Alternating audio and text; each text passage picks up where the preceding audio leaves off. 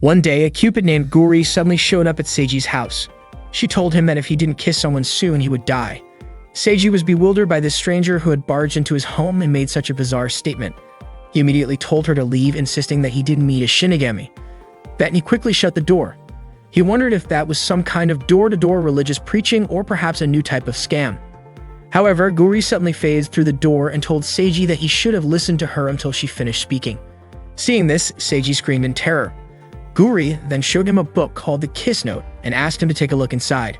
As Seiji flipped through the pages, he saw names of different couples written inside. Then on the next page, he saw his own name, which completely shocked him.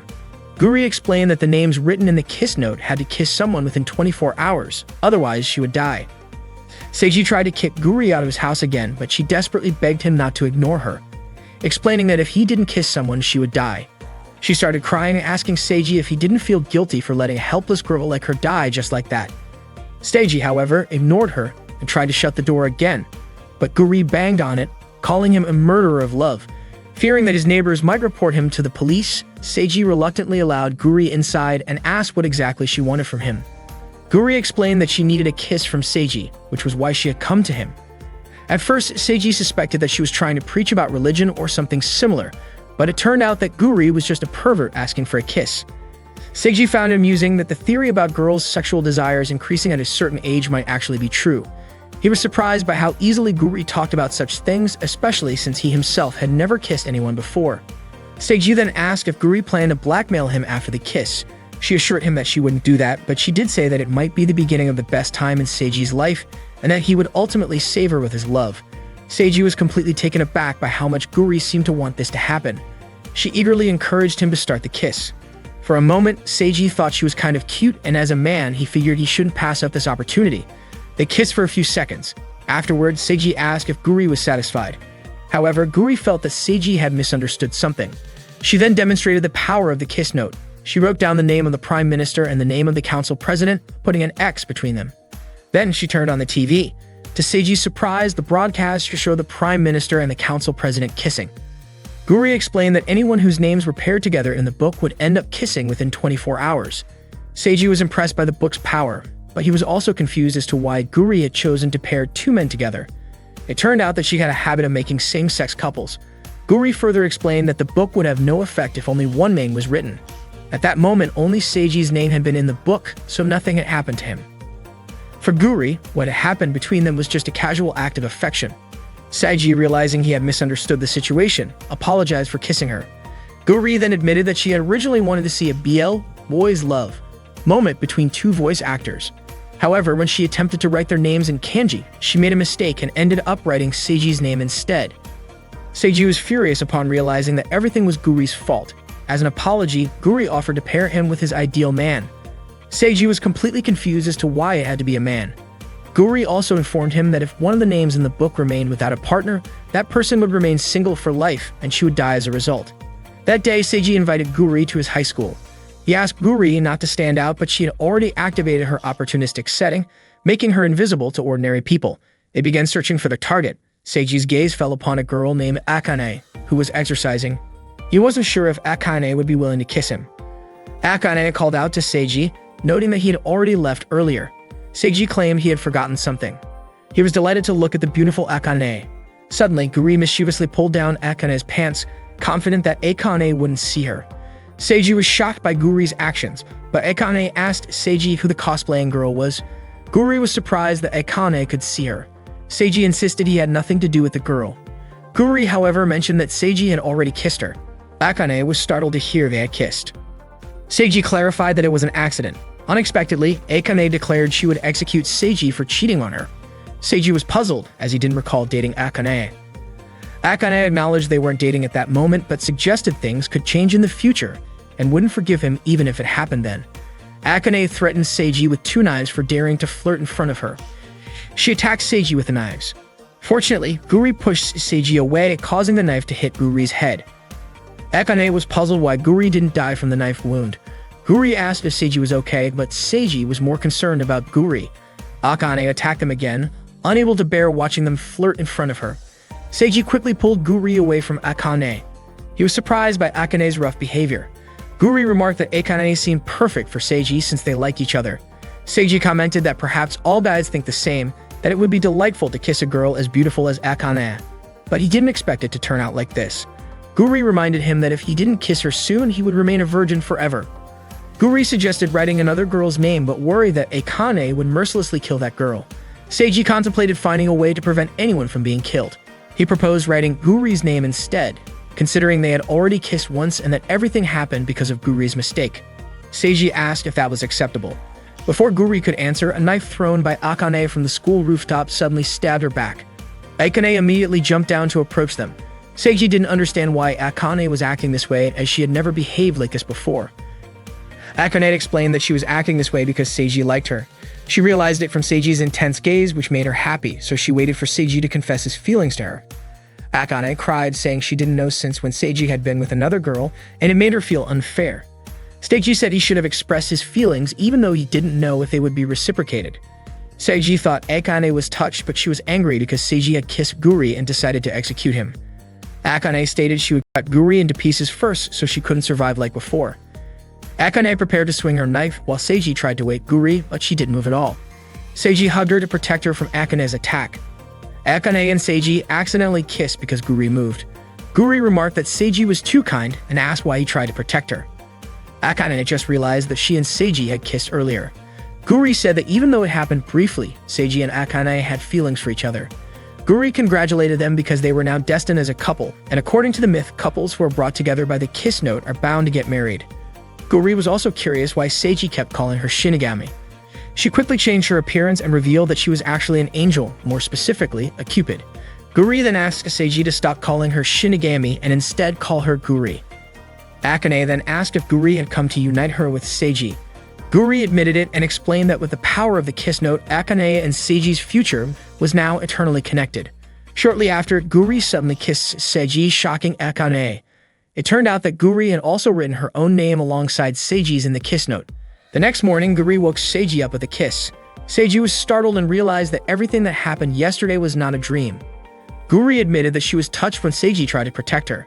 Even though she was an angel, she was actually quite clumsy, and she wanted to learn more about that feeling, whether it was truly love. Akane immediately started stabbing Seiji, forbidding him from cheating in front of her. Seiji was confused as to why he wasn't dying from Akane's stabbing. Guri then explained that because Seiji was now paired with her, he had received the blessing of an angel, which made him unable to die. Guri then called it a love triangle, but Akane obviously refused to accept such a situation. While having a meal at Seiji's house, Guri was warmly welcomed by his family. She then told Seiji that she had used her shark-shaped staff to brainwash his family into believing that she was also their daughter. She did all of this so she could live in Seiji's house, arguing that since they were dating, it was only natural for them to live under the same roof. However, Seiji immediately objected, saying that he had never agreed to date her. Suddenly, Seiji's cat started talking, revealing that there was a reason behind everything. The cat introduced himself as Coralie and explained that he had borrowed the body of Seiji's pet cat, Blue, for the time being. Coralie was actually an angel assigned to watch over Guri. Seiji then asked if they had also brainwashed Aqua, his younger sister. His mother replied that Aqua was still at her club activities and had returned home yet. Seiji then asked what Coralie wanted to talk about, but Coralie insisted on discussing it after meeting with Akane. The next morning, Seiji brought Guri and Coralie to school to meet Akane. As soon as Akane saw him, she started stabbing him again for openly cheating on her right in front of her eyes. Coralie then urged them to start discussing something important about their future. Some students saw Seiji and Akane together and immediately assumed that they were dating. Coralie began explaining that it was extremely rare for an angel and a human to become a couple. Because of the angel's blessing, both Seiji and Akane had temporarily become angels, making them unable to die. However, as angels, they were required to work. If they refused, they would be sent to hell and lose their souls. This meant that if Guri didn't do her job as a Cupid, both Seiji and Akane would disappear along with their souls. Seiji was furious that Guri had dragged him into such a mess. Coralie then requested that Seiji and Akane help Guri with her duties. Akane, of course, immediately refused. Coralie then stated that if Akane didn't comply, she would lose her soul and would never be able to be with Seiji. Upon hearing this, Akane quickly agreed to do whatever it took to ensure she could be with Seiji in the future. Seiji then asked what they needed to do to help Guri. Guri explained that all they had to do was write in a kiss note, just as she had explained the day before. Seiji, however, snatched the kiss note from her and insisted that Guri shouldn't randomly pair people up. He believed that they should think things through first because love was something truly important. Coralie agreed with Seiji, saying that unlike Guri, who always acted recklessly and had a habit of pairing up random people, especially creating gay couples just for fun, Seiji actually had a rational approach.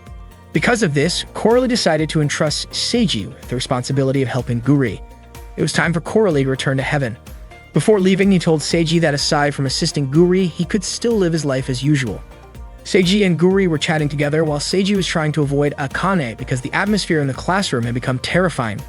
Suddenly, Guri kissed Seiji out of nowhere, causing him to immediately push her head away. He reminded her not to do such things without permission. Out of the blue, Yuzu saw them from the top of the stairs. She accidentally slipped and fell right into Seiji's arms. As he tried to catch her, Yuzu told him not to touch her.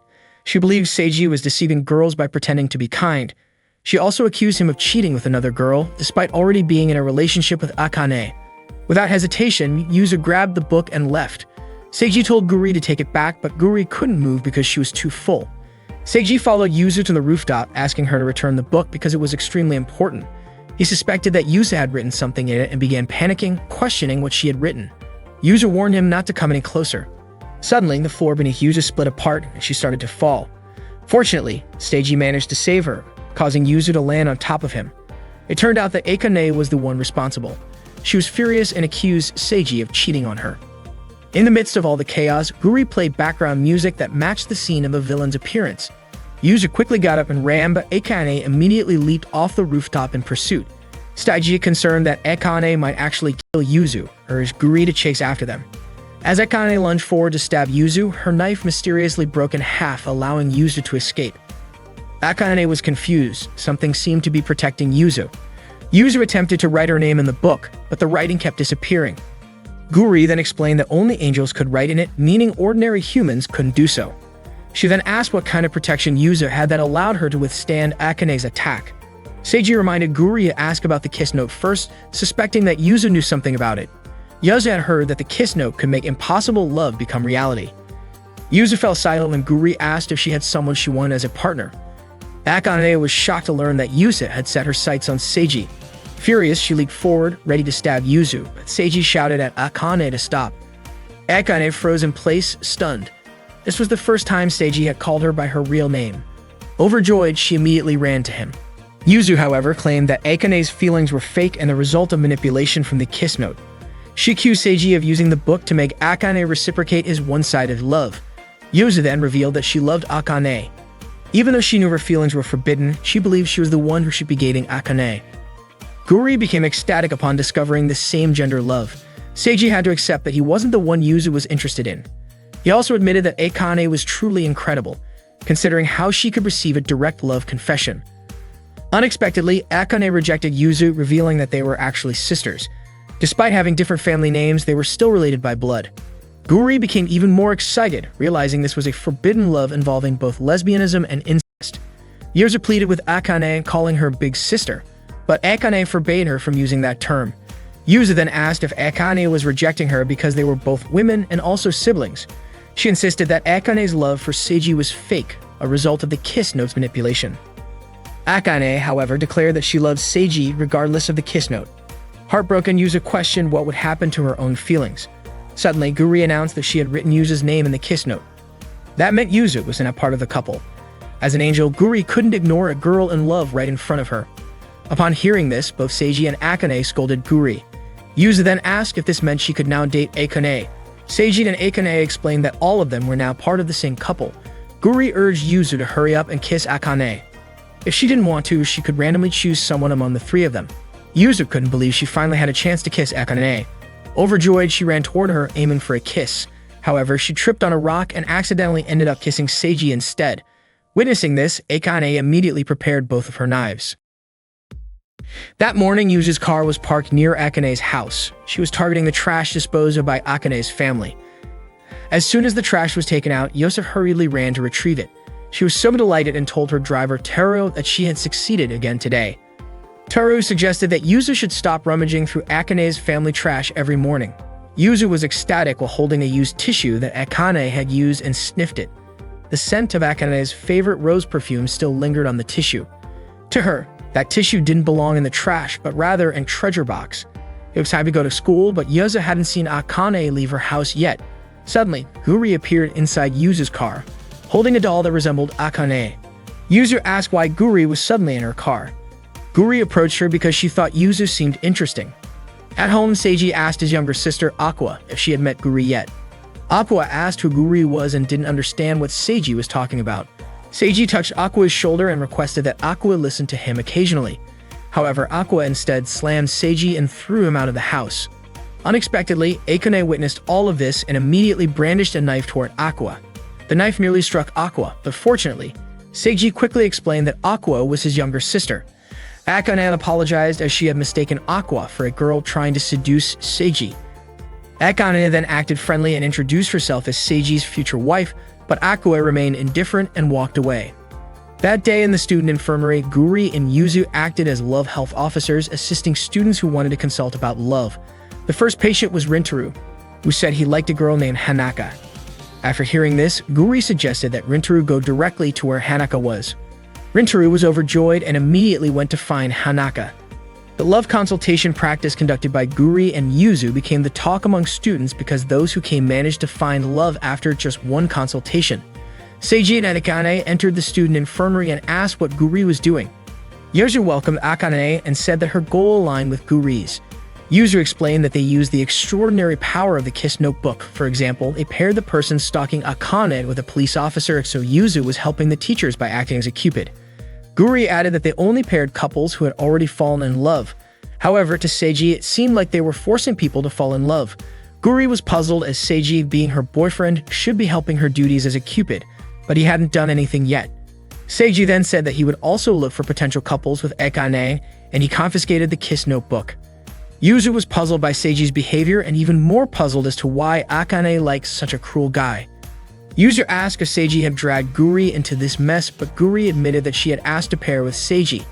Yuzu then asked if Guri truly likes Seiji. Guri said she didn't even know because she had no experience with love.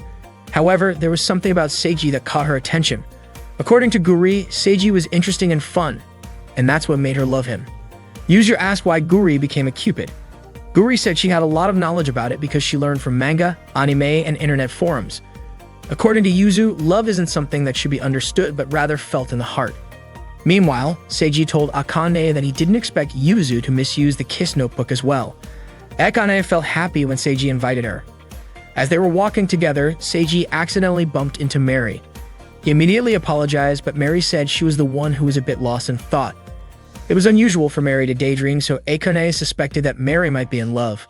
Akane asked Mary to tell her if there was someone Mary liked or wanted to date because Akane might be able to pair them up, just like she and Seiji. Seiji whispered to Akane that she seemed to be pushing too hard. Meanwhile, Guri and Yuzu were reading the paper they had found earlier. It appeared to be some kind of love poem. According to Yuzu, the person who wrote it was probably experiencing unrequited love.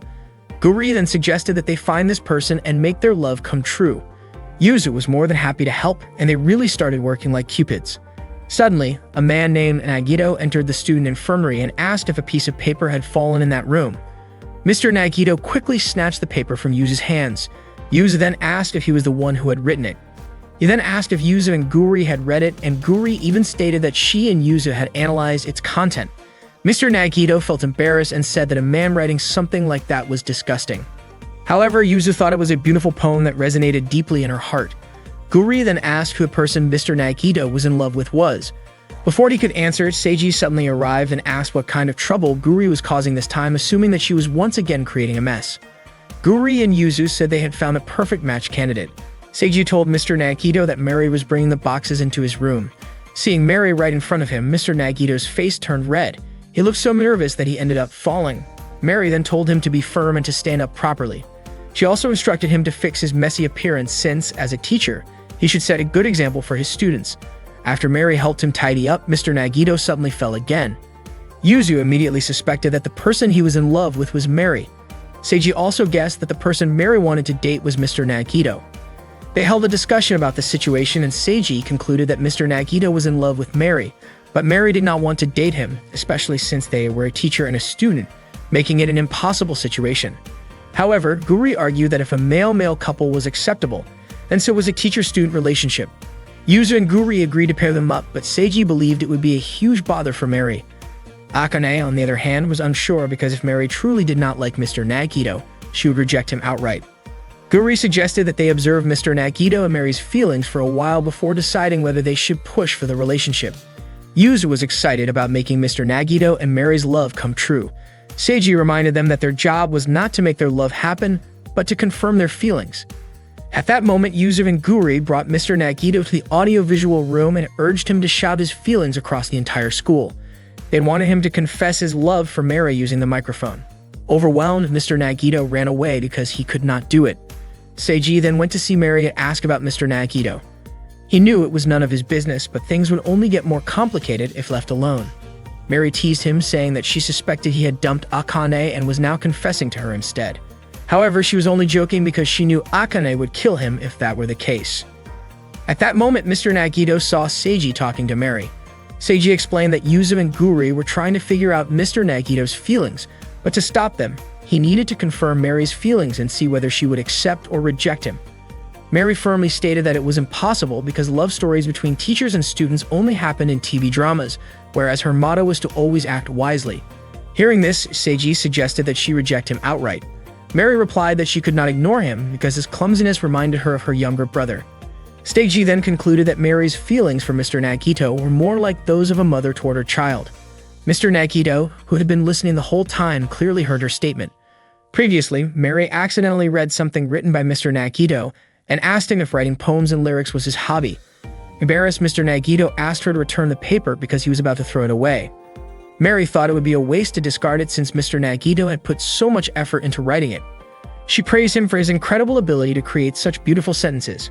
Mr. Nagito then questioned whether it was strange for a man to write something so feminine. Instead of agreeing, Mary gently stroked his hair and told him it was impressive and not weird at all. Unexpectedly, Mary's gesture made Mr. Nagito fall in love with her, but he knew he had to suppress his feelings. Seiji approached Mr. Nagito and expressed concern that Guri and Yuzu might be up to something weird again. Mr. Nagito believed that Yuzu and Guri had given up due to their own helplessness. However, Seiji wasn't convinced since Yuzu and Guri never really thought things through and always caused trouble just for fun. Suddenly, Yuzu ran up to Mr. Nagito and informed him that Mary had been taken hostage in a robbery downtown. However, the whole situation was actually part of a staged performance orchestrated by Guri. Her plan was to turn Mr. Nagito into a brave hero who would rescue Mary from the robbers, which would ultimately make their feelings for each other grow stronger. Guri was confident that Seiji wouldn't complain if she wrote Mary and Mr. Nagito's names in the kiss note. Dressed up as a robber, Guri was still recognized by Mary, but unexpectedly, an actual robbery was happening at the same location. When the police arrived, Guri and Mary ended up being taken hostage by the real robbers. Mr. Nagito, Yuzu, and Seiji arrived at the scene, and Yuzu was shocked to see Guri and Mary being held by real criminals. Seiji was also puzzled to see Guri there with such a strange appearance. Guri commented that maybe this was a case of the hunter becoming the hunted. When Mary saw Mr. Nagito, she casually reminded him that there was a student council meeting that day. Seiji suspected this was all Guri's doing, but she insisted that these were actual robbers. When Mr. Nagito asked if Mary was okay, she told him to just go back to school. Meanwhile, Guri asked Seiji to take a picture of her. The robbers were annoyed that the hostages were just casually chatting instead of feeling distressed like they were supposed to. Guri then told Yuzu that even though their original plan had failed, they should still go ahead with it. Yuzu urged Mr. Nagito to save Mary in a cool and heroic way so that he could touch her heart. She believed that if he did, Mary would return his feelings, and this could be his last chance. However, Mr. Nagito hesitated because the robbers were armed, and he thought it would be better to let the police handle the situation. Yuzu then asked why he had run there in the first place upon hearing Mary was in danger. Wasn't it because he wanted to save her? She pleaded with him to take action before deciding it was pointless, and not to let this opportunity slip away. She even told him to face the robbers, even if it meant killing them. Yuzu also encouraged him to confess the feelings he had written down on that piece of paper. When one of the robbers told Yuzu to stop talking, she snapped at him, saying he was just an extra in the story. Annoyed at being called an extra, the robber fired his gun at Yuzu. Fortunately, Seiji managed to protect her, though the bullet grazed his arm. Yuzu insisted that she had the ability to deflect attacks, so she didn't need Seiji to protect her.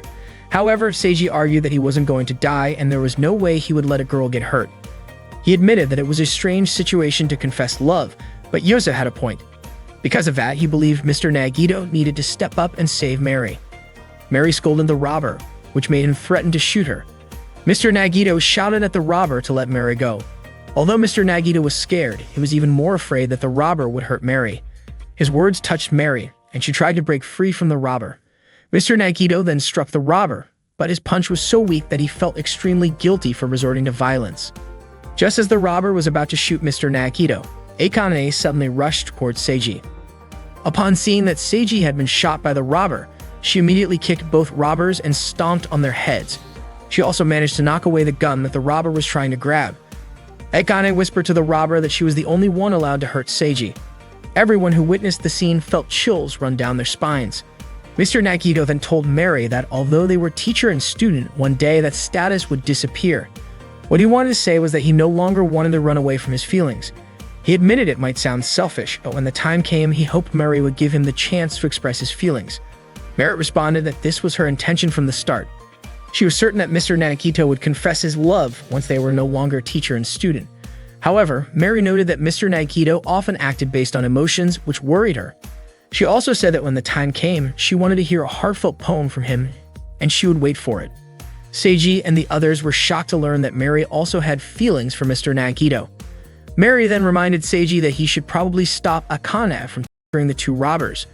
After everything was settled, Seiji asked Mary if she was sure about her decision to wait for Mr. Nagito, considering she had previously said she couldn't date him.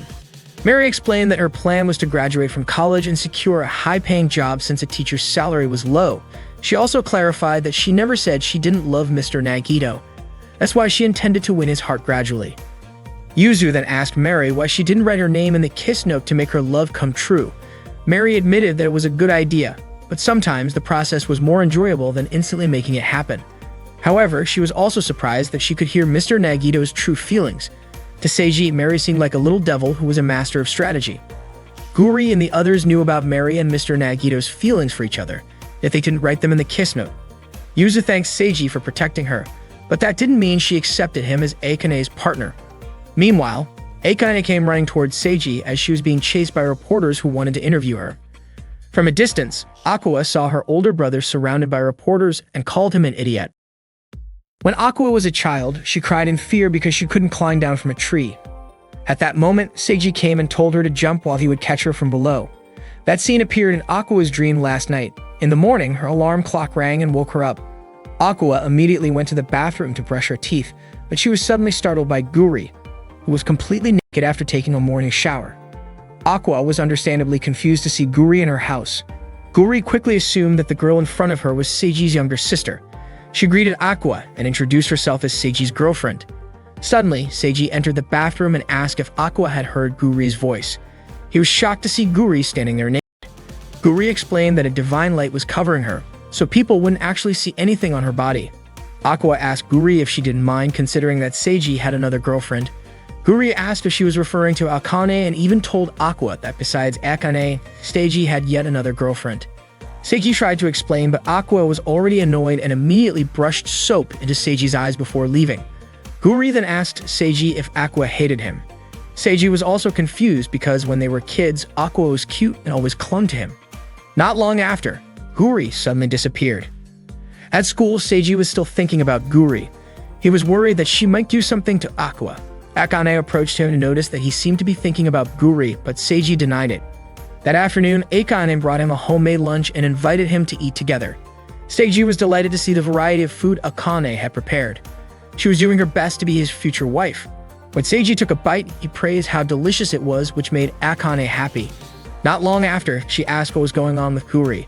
Seiji told her that he was worried Guri might do something to Aqua because Guri knew that Aqua hated him. He then asked if Akane and Yuzu were getting along, but Akane apologized and said she didn't want to talk about it. After school, Aqua walked home alone. She hadn't been feeling well since the morning, so she just wanted to rest once she got home. Suddenly, Yuzu approached her and greeted her.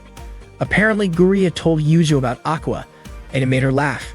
Yuzu commented that Seiji deserved to be hated by his own little sister. Guri introduced Yuzu to Aqua and mentioned that Yuzu was also Seiji's girlfriend. Aqua was shocked to hear that. Yuzu explained that it was out of her control. Yuzu was sure that Aqua knew a lot about Seiji's bad behavior. She asked Aqua to tell her everything, hoping that it might help Akane realize the truth. Yuzu was convinced that Seiji was a pervert, lazy, and rude at home. She also believed that Aqua must have suffered a lot having a brother like him. Annoyed, Aqua snapped at them, saying that they knew nothing about her brother and should stop acting like they did just because they had only known him for a short while. Suddenly, a demon appeared before them. Yuzu was immediately terrified because it was Stolas, the demon who had been sealed away after attacking children years ago. Yuzu panicked and ran away in fear. Guri asked Aqua if she believed in things like demons, and to her surprise, Aqua also looked terrified and immediately ran off. Stolas started chasing her. Guri was surprised and thought the whole situation was interesting. Meanwhile, Yuzu kept running and almost tripped, but fortunately, Seiji caught her just in time. Yuzu insisted that she never needed Seiji's help, and even if he acted nice to her, she would never thank him. She then explained that she had been with Guri and Aqua when Stolas suddenly appeared and that Aqua was still there. Hearing this, Seiji panicked and was about to run to find Aqua, but Yuzu stopped him, saying it was too dangerous. Embarrassed, Yuzu clarified that she wasn't worried about Seiji, she just didn't want anyone to get hurt. Seiji thanked her, but he still chose to go and rescue Aqua. At that moment, Aqua was perched atop a tree, reminiscing about her childhood with Seiji. Suddenly, Stolas' voice approached. Guri discovered Aqua hiding in the tree and noticed that Stolas was, in fact, a penguin. She wondered why people were frightened of Stolas, having previously imagined him as terrifying. Aqua warned Guri to stay away, insisting that despite his appearance, Stolas was truly malevolent. Guri suggested that approaching animals without fear might open their hearts. She attempted to charm and approached Stolas, but he attacked her. Stolas disliked Guri touching him without permission. He declared his intention to fulfill his long-held desire, approaching the tree and proposing to mate with Aqua. Shortly after, Seiji arrived, inquiring about her well-being. Aqua questioned why Seiji was there. He explained that he became concerned upon hearing of Stolas' appearance, knowing Stolas always pursued Aqua, and he intended to rescue her. Aqua insisted that Seiji shouldn't interfere in her affairs, but he asserted that as her older brother, it was natural for him to protect her when she's in trouble. When Stolas leaped onto the tree, Seiji promptly urged Aqua to jump toward him so he could catch her, just like when they were children. After successfully rescuing Aqua, riot police surrounded Stolas. They then returned home with Seiji still carrying Aqua. He expressed his happiness that she was safe, mentioning it had been a while since he last carried her and noting she had become heavier. Hearing this, Aqua immediately struck him. Seiji commented that Aqua hadn't changed despite growing up, but Aqua believed it was Seiji who had changed. Seiji claimed he hadn't changed as he had always been her older brother. Guri remarked that she had suspected Aqua loved Seiji, but Aqua denied it, accusing Seiji of being a scoundrel who constantly switched girlfriends. Aqua then choked Seiji before running off. Seiji was puzzled, thinking Aqua had returned to her old self. Guri described Aqua as a mysterious creature. Guri suddenly asked if Seiji would go on a date with her that weekend. Over the weekend, Seiji accompanied Guri to a bookstore. Guri wanted to purchase the masterpiece manga Onbuga Matilda, which had previously been discontinued. The manga's final volume release included a signing session, and she obtained the author's autograph. Unexpectedly, many couples were present at the event. Just as Guri intended to inspect them, Seiji restrained and tied her up. Guri felt like Seiji's pet as they walked with her bound by a leash. Noticing other couples holding hands, Guri held Seiji's hand to appear as a romantic pair. She suggested they enjoy themselves that day since they were on a date. Filled with excitement, Guri ran swiftly, pulling Seiji along and exhausting him. Seiji observed a couple being affectionate on a park bench, contemplating that this was how an ideal couple should be. In contrast, Guri identified an ideal couple when she saw two men holding hands. Just as Guri attempted to write their names in the book, Seiji stopped her. Suddenly, they witnessed a woman approaching the couple on the bench, angrily questioning why the man was with another woman when he had claimed to be busy with work. The man denied knowing the woman, who was puzzled since he had given her a necklace on her birthday. It turned out the necklace was identical to the one the woman on the bench had. Shortly after, numerous women approached, all claiming to be the man's girlfriends. Guri was furious, calling the man a scoundrel for dating multiple women simultaneously. For some reason, Seiji felt as though Guri was insinuating something about him. Suddenly, the man argued that all the women were satisfied just dating him and that they were all happy, so he thought it was even. The woman on the bench slapped him, calling him cruel. When the man attempted to retaliate, Seiji intervened, questioning how he could hit a woman like that, and urged him to apologize to all the women he had dated. Unexpectedly, the girl on the bench hit Seiji so hard that both he and the other guy fell to the ground. The girl turned out to be quite strong, and she immediately ordered the guy to kneel and apologize to her. All of the guy's girlfriends ganged up on him, beating him up while Seiji tried to escape from the chaos. By accident, a candle fell toward the kiss notebook lying on the ground. Guri approached Seiji and told him that he was too kind to others, but that was exactly what made her attracted to him. She then suddenly kissed him. After the women were satisfied with beating up the guy, they left him there without a second thought. Witnessing everything that had happened, Seiji started to understand what it really meant to be in a relationship. According to Guri, love had to be balanced on both sides because not all people who were together were truly happy couples. Perhaps that was why Cupids existed, to help love bloom between partners. They were both shocked when they saw smoke rising from the kiss note, which had been completely burned. That night, Seiji and Guri told Coralie about what had happened to the kiss note.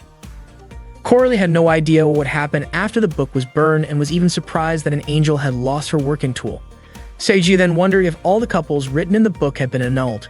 Guri was confident that they could handle it, but Seiji didn't believe her. Coralie admitted that there were many things he was worried about, so he decided to return to heaven for the time being. Seiji couldn't help but wonder what would happen next.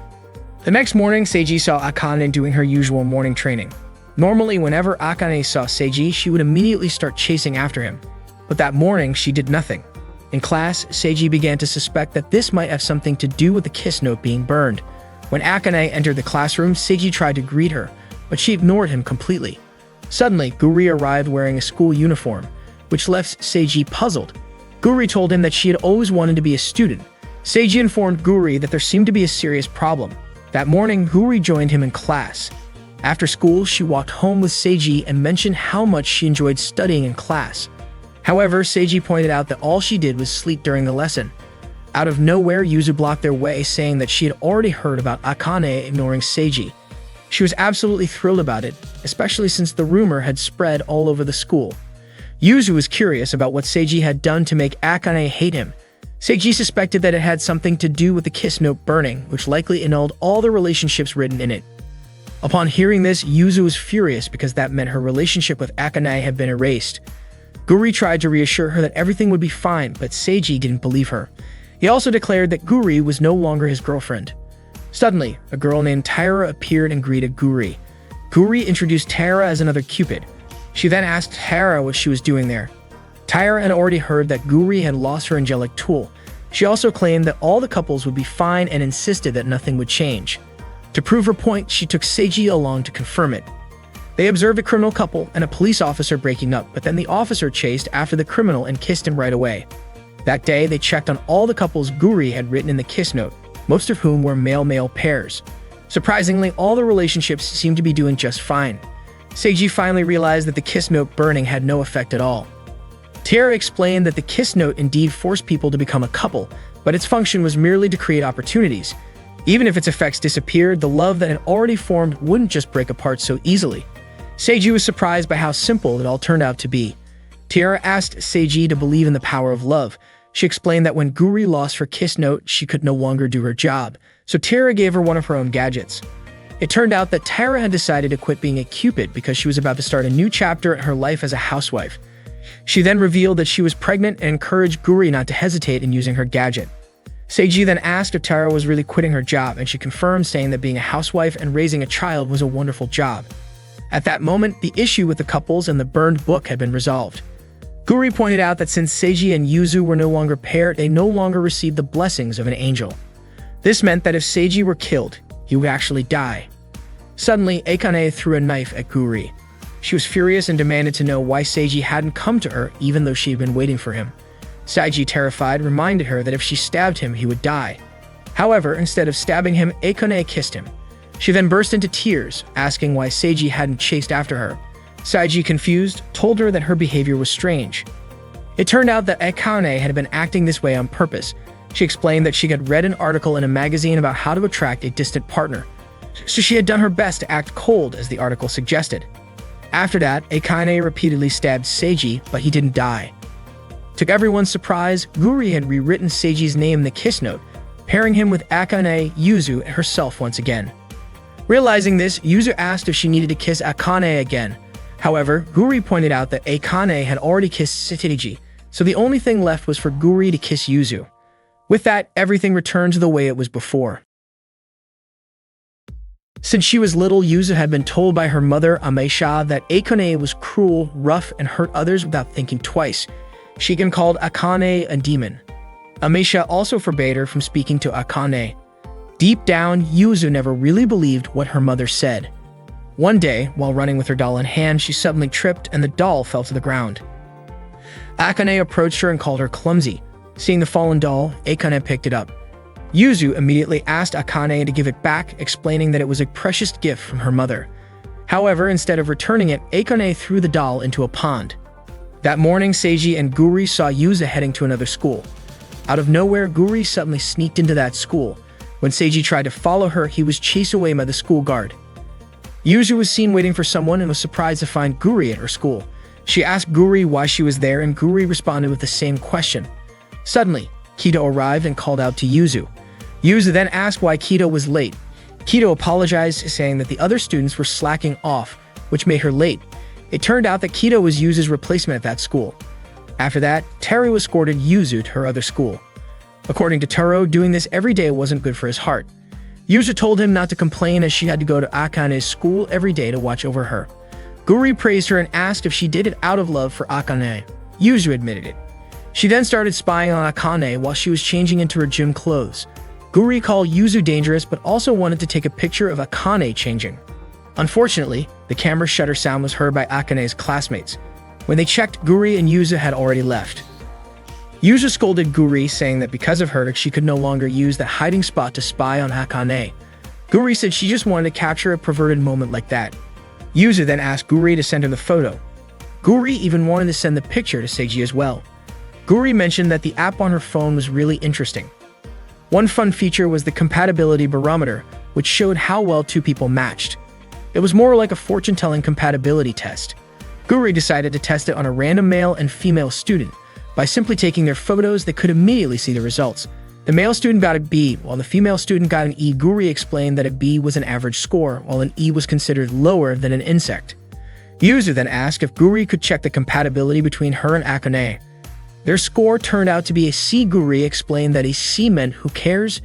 She was also surprised that the score was that low, considering Yuzu and Akane were already a couple. Not long after, Seiji approached Guri and asked about the photo she had sent him. Guri simply said she felt the need to send it to him. Seiji demanded that Guri stop sending him pictures like that, especially since he couldn't even delete the image from his phone. He was also scared that Akane might see it. Out of nowhere, Akane appeared and asked why Seiji had mentioned her name. She asked if Seiji was hiding something from her. Seiji denied it and quickly changed the topic by saying that he had seen Yuzu going to another school that morning. Akane then told Seiji that Yuzu was not a student at her school. Akane then asked if Yuzu had been spying on her while she was changing. She said she didn't care if Yuzu sneaked into her school or even spied on her, but if she caused any trouble and her family found out, it would be dangerous. Akane ordered Yuzu to go back to her actual school, warning that if she didn't, she would be the one facing the consequences. Yuzu insisted that she was there to protect Akane, but Akane told her that Seiji would be the one to do that, so she would be fine. When Guri checked the compatibility between Seiji and Akane, she was utterly shocked. The score was absurd and downright terrifying. Akane's feelings for Seiji were overwhelmingly intense. Upon hearing this, Yuzu became saddened and immediately ran away. According to Seiji, Akane was being too overprotective toward Yuzu, but Akane insisted that she was doing it for her own good. Meanwhile, Yuzu kept running in the rain, crying over why Akane liked someone like Seiji when the love she gave was so much greater than his. Yuzu remembered when she was a child, Akane caught her just as she was about to jump into a pool to retrieve a doll that Akane had thrown in. Akane told her that jumping into the pool was dangerous because there were piranhas inside. Akane then asked why Shikimi was bullying Yuzu, and Shikimi apologized to Yuzu. That was the moment when Akane and Yuzu first met. After that, Akane and Shikimi quickly left. Yuzu felt like she should thank Akane, but there was something else she wanted to say even more. She ended up shouting that she loved Akane. Akane turned around and called her a strange child. Yuzu had never felt anything like that before, and she was sure it had to be love. As she stood alone by the lake, still heartbroken, Yuzu wondered why her feelings weren't returned by Akane. Was it because she wasn't a boy? Or was it because she was Akane's little sister? Even though Akane and Yuzu managed to overcome that obstacle and became a couple, nothing really changed. Suddenly, a middle-aged man approached and asked what Yuzu was doing there without an umbrella. He kept getting closer and offered to take her home. Terrified, Yuzu immediately used her power, tearing the man's umbrella and clothes. The man was so scared that he ran away, but to her surprise, her power also ended up splitting the ground beneath her. Yuzu lost her balance and fell into the lake, sinking beneath the water. Fortunately, Seiji quickly grabbed her hand and pulled her out. As soon as she regained consciousness, Yuzu started hitting Seiji, demanding that he let her go. After finally calming down, Yuzu stood in the lake, realizing it was actually shallow. She then asked why Seiji had come after her. It turned out Seiji was worried about her because Akane had said something rather harsh. Yuzu admitted that Akane's words were true. She had sneaked into Akane's school and chased away every boy who tried to get close to her, all for the sake of her own feelings. Yuzu thought that by staying near Akane, maybe one day she would finally be noticed. But instead of receiving Akane's love, Seiji suddenly appeared and stole her heart. Yuzu couldn't understand why Akane would love someone like him. Seiji was also confused because Akane had never shown any signs of liking him in the past. Hearing that, Yuzu slapped Seiji, making him fall back into the lake. She told him that was exactly why she hated him. Yuzu was frustrated that Seiji was in a position that would make anyone jealous, yet he remained so humble. She thought he should at least show a little pride. What angered her the most, though, was that no matter what she did, she couldn't make Akane see her or make her smile. Yuzu declared that she wouldn't give up and that she would never hand Akane over to someone like Seiji. She also promised she wouldn't lose to him. Then she told him to forget everything she had just said. But to her surprise, Seiji reassured her that there was nothing to worry about, even calling her strong. In his opinion, someone who could get back up after recognizing their weaknesses was someone strong and admirable. Yuzu was baffled. Why was he complimenting the very person who had just declared war on him? Suddenly, Akane appeared, bringing an umbrella. Yuzu was thrilled that Akane had come all the way there to bring her one, but it turned out Akane had only done it because Seiji asked her to. Akane then helped Seiji out of the lake and held the umbrella over him. Yuzu declared once again that she loved Akane, even if Akane was annoyed by her, rejected her, or even hated her. No matter what, she would always protect Akane. Akane simply told her to do whatever she wanted. Hearing that, Yuzu felt a little happy. She also thanked Seiji for what he had said earlier. Out of nowhere, Guri showed up to check the compatibility between Yuzu and Seiji. To their surprise, the result was quite high, even though Yuzu insisted that she hated him. The next morning, Seiji caught the flu and felt cold after getting soaked in the rain the day before. He asked Guri to get off his shoulders because he was sick, but Guri said that the flu wouldn't kill him since he was immortal at that moment.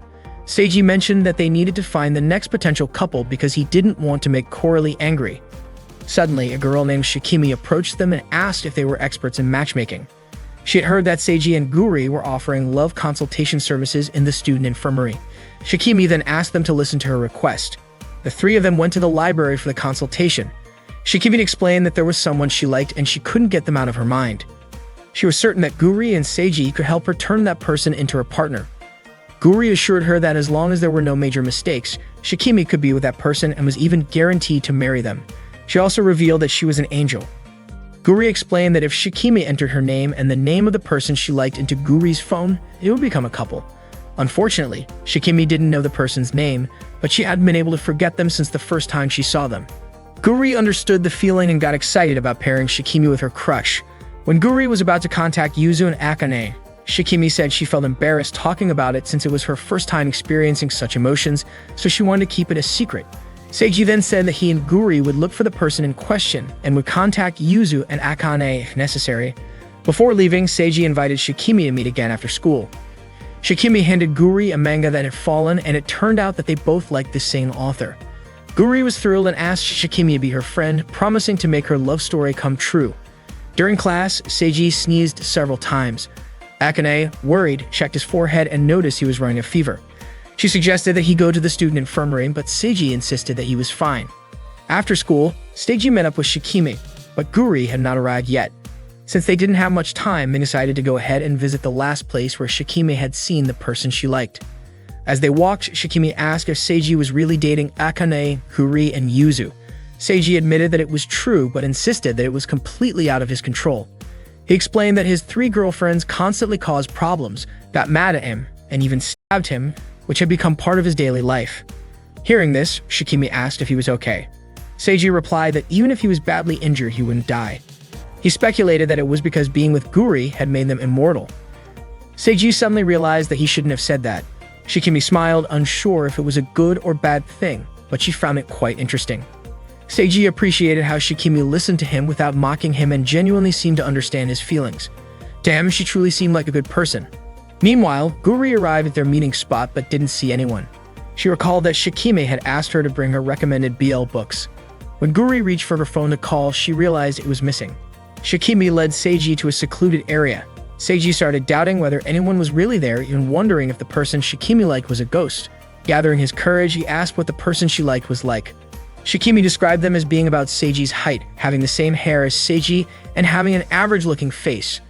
Seiji accidentally stepped on something sticky, causing him to become trapped. Shikimi then smiled and revealed that the person she liked was Seiji himself. Meanwhile, Akane learned from Guri that Seiji had gone off with another girl. Yuzu urged Guri to call him, but Guri had lost her love phone. Akane grew even angrier, remembering how she had told Seiji to go home quickly so his flu wouldn't get worse. Hearing this, Yuzu speculated that Seiji might have gotten sick from being in the rain the previous day.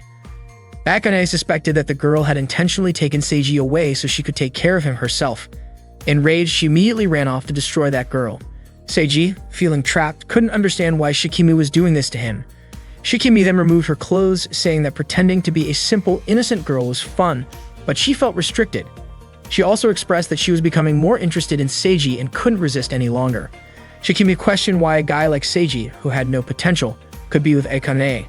Seiji tried to break free, but Shikimi immediately stabbed him, forbidding him from moving. Shikimi ruthlessly tortured him, even threatening to stab his heart, cut off his hands, and gouge out his eyes.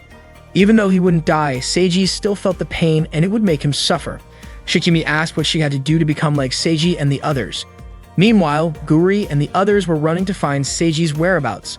Yuzu asked Guri who the girl with Seiji was.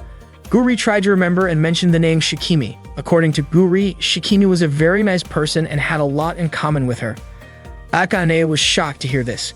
At that moment, Seiji continued to be tortured by Shikimi.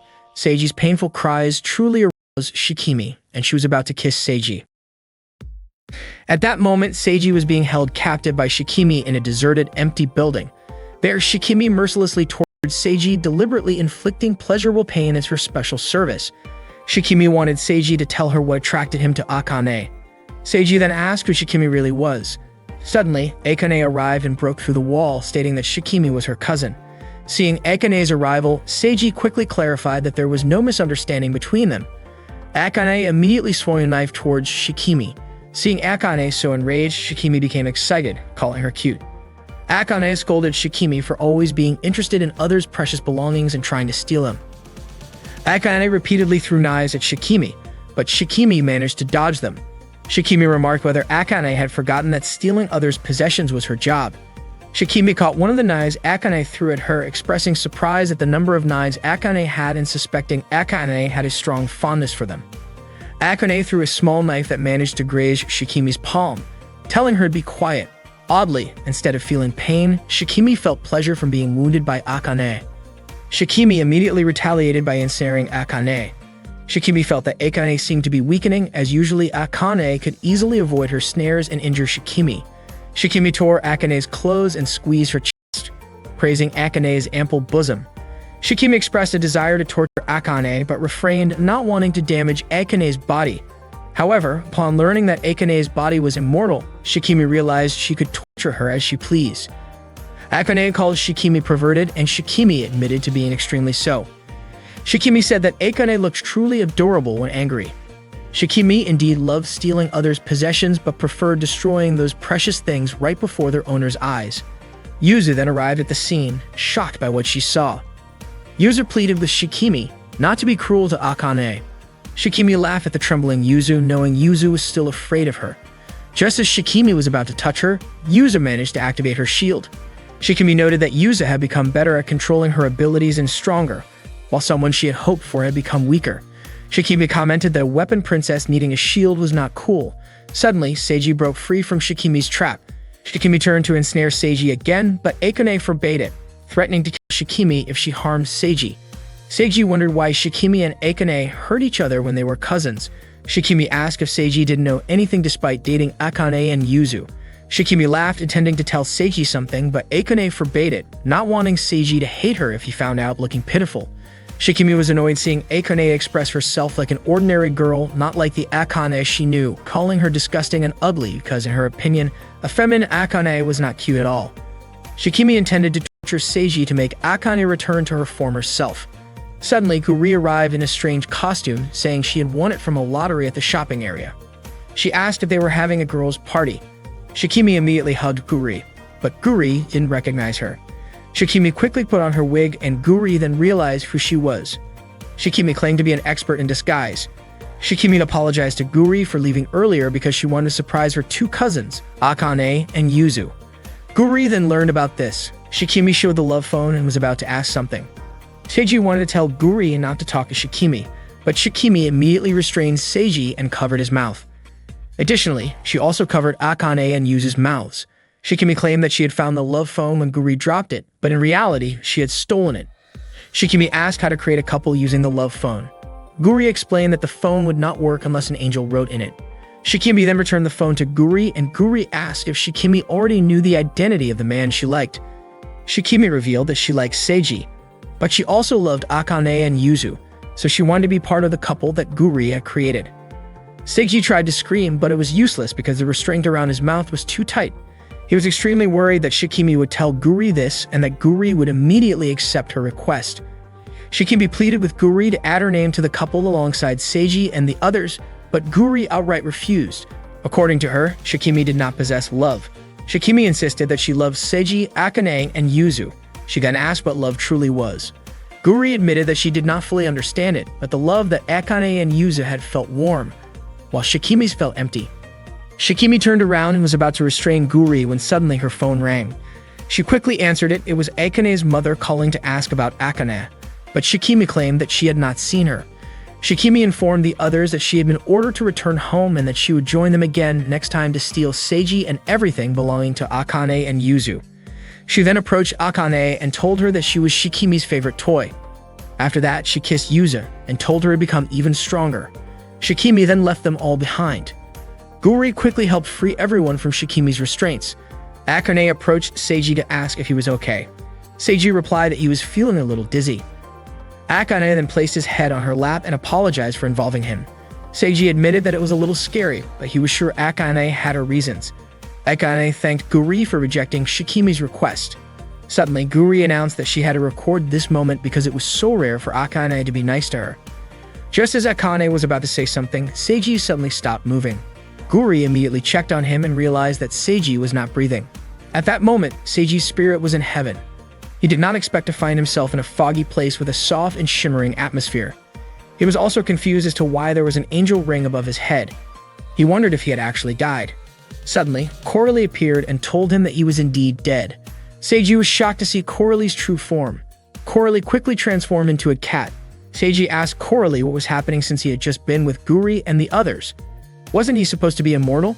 Coralie was about to explain but said that he needed to take Seiji to the god's chamber first.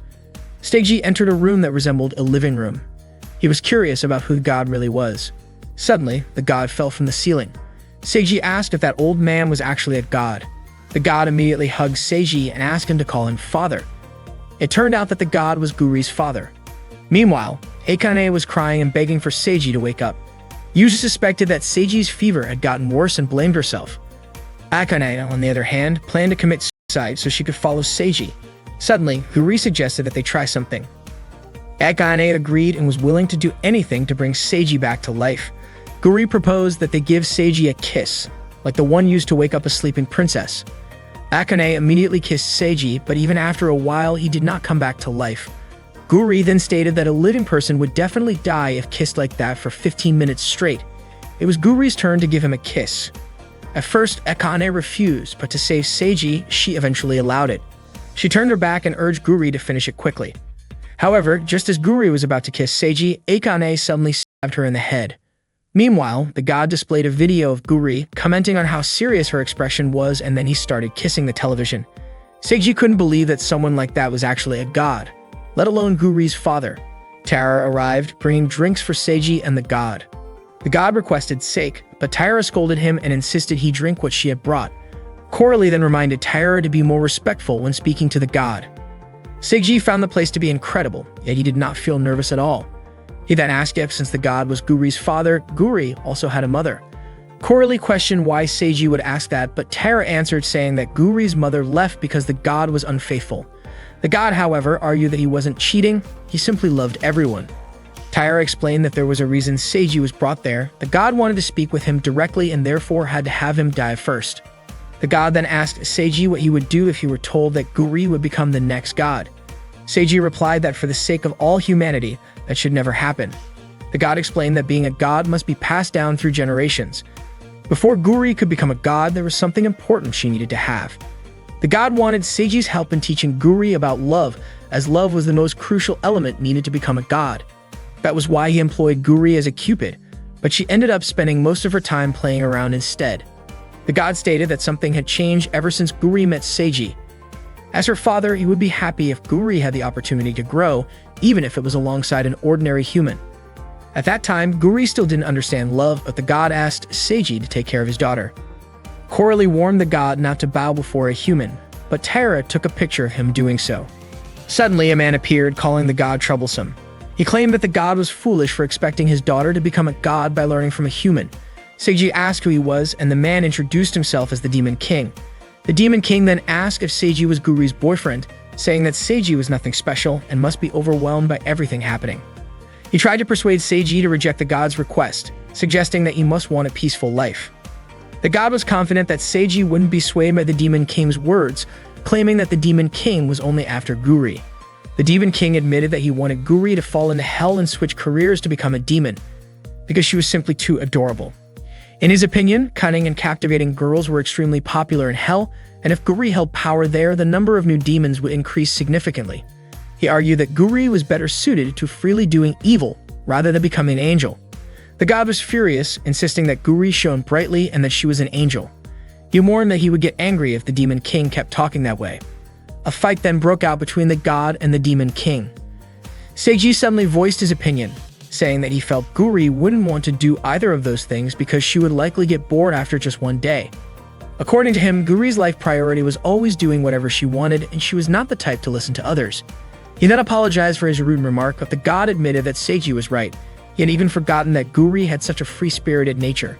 The Demon King stated that his plan didn't necessarily have to happen immediately. The god, on the other hand, expressed his happiness that a kind human like Seiji was genuinely looking out for Guri. Seiji's time in heaven had come to an end. The god warned that if he stayed too long, he wouldn't be able to return. He apologized for summoning Seiji so suddenly, explaining that he had really wanted to meet him. His Seiji was Guri's first love. As a god and a father, of course, he was curious about the kind of person who became Guri's first love.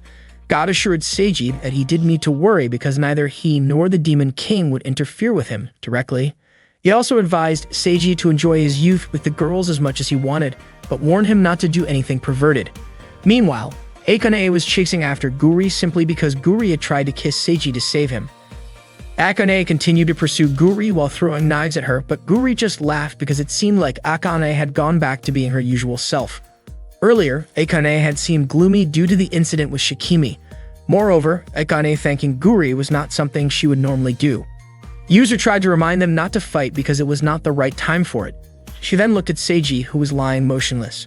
She thought that waking someone up with a kiss only happened in fairy tales, but if that was what it took to bring Seiji back, she had to give it a try. Yuzu didn't actually want to do it, but she convinced herself that it was just compensation and also for the sake of her pride. Just as Yuzu was about to kiss Seiji, he suddenly woke up and their heads collided in shock. Akane immediately rushed to hug him, feeling incredibly relieved that Seiji hadn't died. Guri welcomed Seiji back and said he had come back to life. She then asked him how heaven felt, which left Seiji confused about how Guri even knew about it. It turned out that when Seiji died, Guri realized that he must have been in heaven. She then asked how her father was doing there. Seiji questioned why Guri had never told him anything about herself or her father before. Guri explained that she had absolutely no interest in anything related to heaven, as it would have been too boring to talk about. Akane scolded Guri, saying that the kiss earlier had been pointless. Guri responded by saying that Seiji had returned safely, and that Akane was back to normal, meaning the problem was solved. Seiji then wondered if he could actually teach Guri about love. That day, Seiji asked Aqua about her summer vacation plans. Aqua said she would be busy with her club activities. Initially, Seiji had wanted to invite her to the beach, so Aqua decided to join him. However, it turned out that they were going together with Guri, Akane, and Yuzu as well. They all took the train together, looking cheerful, though Aqua seemed slightly indifferent. When they arrived at the beach, the sky was bright and clear, and the girls changed into their swimsuits. Unfortunately, Guri was just playing a game under the umbrella. Seeing this, Seiji asked why she seemed so unenthusiastic. Guri said that she hated hot places, and besides, water and sand were dangerous for her game console. Seiji called her a homebody. Not long after, Akane approached Seiji and asked what he thought of her swimsuit. Seiji complimented her, and Akane was happy to hear it. Seiji kept staring at Akane's exposed chest. Seeing this, Yuzu called him a pervert for looking at Akane with such a lustful gaze and immediately poked his eyes. However, Akane admitted that she had bought that swimsuit just so Seiji would look at her. Seiji then turned his attention to Yuzu and told her she looked cute, but Yuzu poked his eyes again. She was annoyed and assumed Seiji must have said the same thing to every girl wearing a swimsuit. Akane invited Aqua to swim together since Seiji had told her that Aqua loved swimming. However, Aqua indifferently said she wanted to swim alone. Seiji found it odd considering it was Akane who had suggested going to the beach in the first place. Akane told Seiji not to worry about it, saying she would not give up on getting closer to Aqua, because in the future Aqua would surely become her little sister. Seiji and Akane played together at the beach, while Yuzu looked scared and was wearing a flotation device. Seeing Yuzu hesitate to go into the water, Seiji asked if she did not actually like the beach. Yuzu admitted that she could not swim. Seiji reassured her, saying she would be fine since she had a flotation device. Yuzu gathered her courage and, trembling, took a step into the water. Akane called out to Aqua, but Aqua immediately turned her face away. Meanwhile, a police officer was applying sunscreen to his gay partner's body, and the sight of it made Guri happy. Seiji was confused as to why Guri was not playing at the beach and asked her what she wanted to eat. Guri said she wanted shaved ice, grilled squid, pork, corn, shellfish skewers, a hot dog, and roasted sweet potatoes. Suddenly, a volleyball rolled near Guri, and two girls asked her to throw it back. Guri assumed they were lesbians and immediately threw the ball, but it ended up hitting Akane's chest and bounced back hard toward her. Akane then challenged Guri to a match. Guri accepted the challenge and quickly changed outfits. Meanwhile, Seiji was waiting in line to buy shaved ice. To his surprise, the vendor turned out to be Shikimi. Shikimi apologized for what happened before, but Seiji could not forget the cruel torture she had put him through. Shikimi pointed out that the wounds on Seiji's hands had already healed and admitted that she really wanted to stab his heart. Naturally, Seiji stopped her. Shikimi then unbuttoned her shirt and said she wanted to thank Seiji with her body. Seiji quickly pushed her away and told her that a woman should not offer her body to a man so easily. Shikimi called Seiji boring, saying his sense of pride was too high for a virgin. She wondered why Akane even liked such a boring guy and claimed that Akane was not as fun as she used to be. Shikimi then talked about how, when Akane was a child, she never got angry or laughed. She used to look adorable as she stabbed people with her cold stare, as that was how she was raised by her mother. Shikimi then asked Seiji if he wanted to know more about Akane's family. At that moment, Akane and Guri were playing a volleyball match, going all out with such intensity that they sent people flying around them. Yuzu protected herself with the barrier she had and shouted, warning them that their match was dangerous. Aqua saw the whirlwind from the sea and could not believe how fierce Akane was. She recalled the first time Akane introduced herself as Seiji's future wife. To Aqua, it was ridiculous, and she thought Seiji had terrible taste. Not long after, she felt something swim past her at high speed, but she could not even tell what it was. It turned out to be Stolas. Just as Stolas was about to approach Aqua, a volleyball hit him. Akane rushed over to help Aqua and brought her to the shore. Yuzu asked what had happened to Aqua since her clothes were torn. Soon after, Stolas appeared, causing Yuzu and Aqua to tremble in fear. Akane declared that she would not allow Stolas to lay a finger on her future sister-in-law. Stolas and Akane prepared for battle. Meanwhile, Shikimi was talking to Seiji about Akane's family. She explained that the Kichogasaki family, which Yuzu belonged to, acted as a shield, while the Hiyama family, Akane's lineage, was a weapon. Shikimi came from a branch family responsible for supporting the main families. Seiji asked if Akane's and Yuzu's families were rivals. Shikimi clarified that their families, specifically their mothers, had a terrible relationship. Just as Shikimi was about to explain more about Akane's and Yuzu's father, Seiji interrupted her, asking her to stop. He was sure that learning about it without Akane's and Yuzu's knowledge would hurt them, so he preferred to hear the story from them directly. Shikimi had no problem with that, but she hinted that by the time that happened, it might already be too late. She wanted to have fun with Akane, and for that reason she wanted Akane to become stronger. Otherwise, Yuzu's family would destroy her. Back at the battle, Akane sustained a few injuries while fighting Stolas. Guri felt that Akane was in a tight spot. Stolas mocked Akane, calling her a pathetic girl. However, Akane declared that she would not lose over such minor wounds. Guri wished Seiji were there to help Akane. Aqua and Yuzu begged Akane to stop, but Akane had already promised to protect Aqua. In an instant, Stolas slashed Akane's body with his fin again, telling her that she was weak and incapable of protecting anyone. Hearing that, Akane remembered Shikimi saying that she was growing weaker. Stolas prepared to finish the fight and leaped toward Akane. But just in time, Akane caught him and slammed him into the ground. When Stolas attempted another leap, Guri threw a tennis racket at Akane.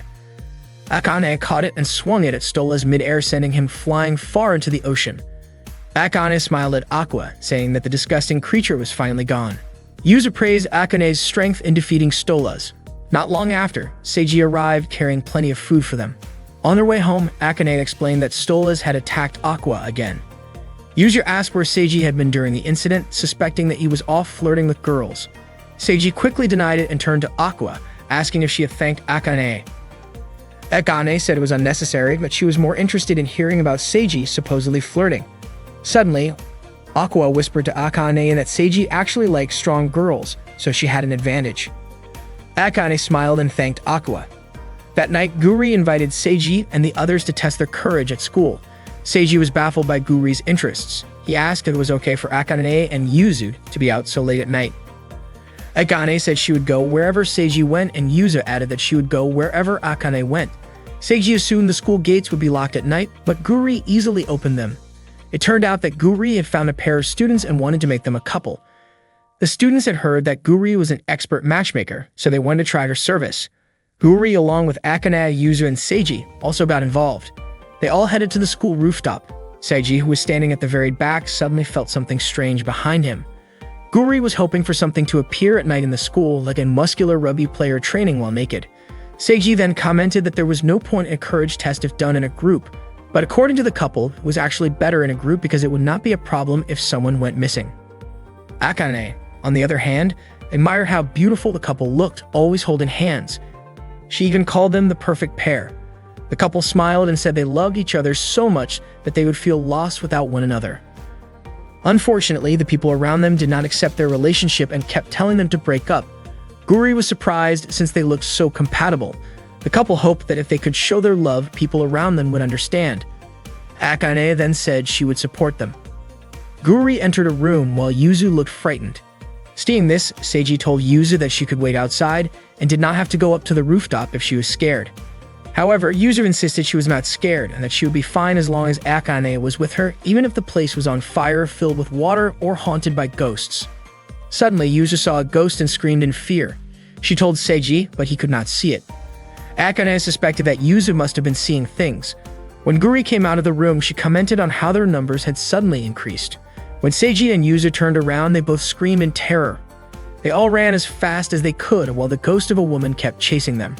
When they reached the music room, Guri heard the sound of a piano playing and saw a painting moving its eyeballs. They ran again as more ghosts appeared, including a ghostly woman with a wide mouth chasing after them. They rushed up the stairs, but it felt like the staircase never ended. Many types of ghosts began to appear, but Guri was busy taking pictures of them. When a doll ghost appeared, Akane immediately sliced its head off. They quickly hid inside the sewing room.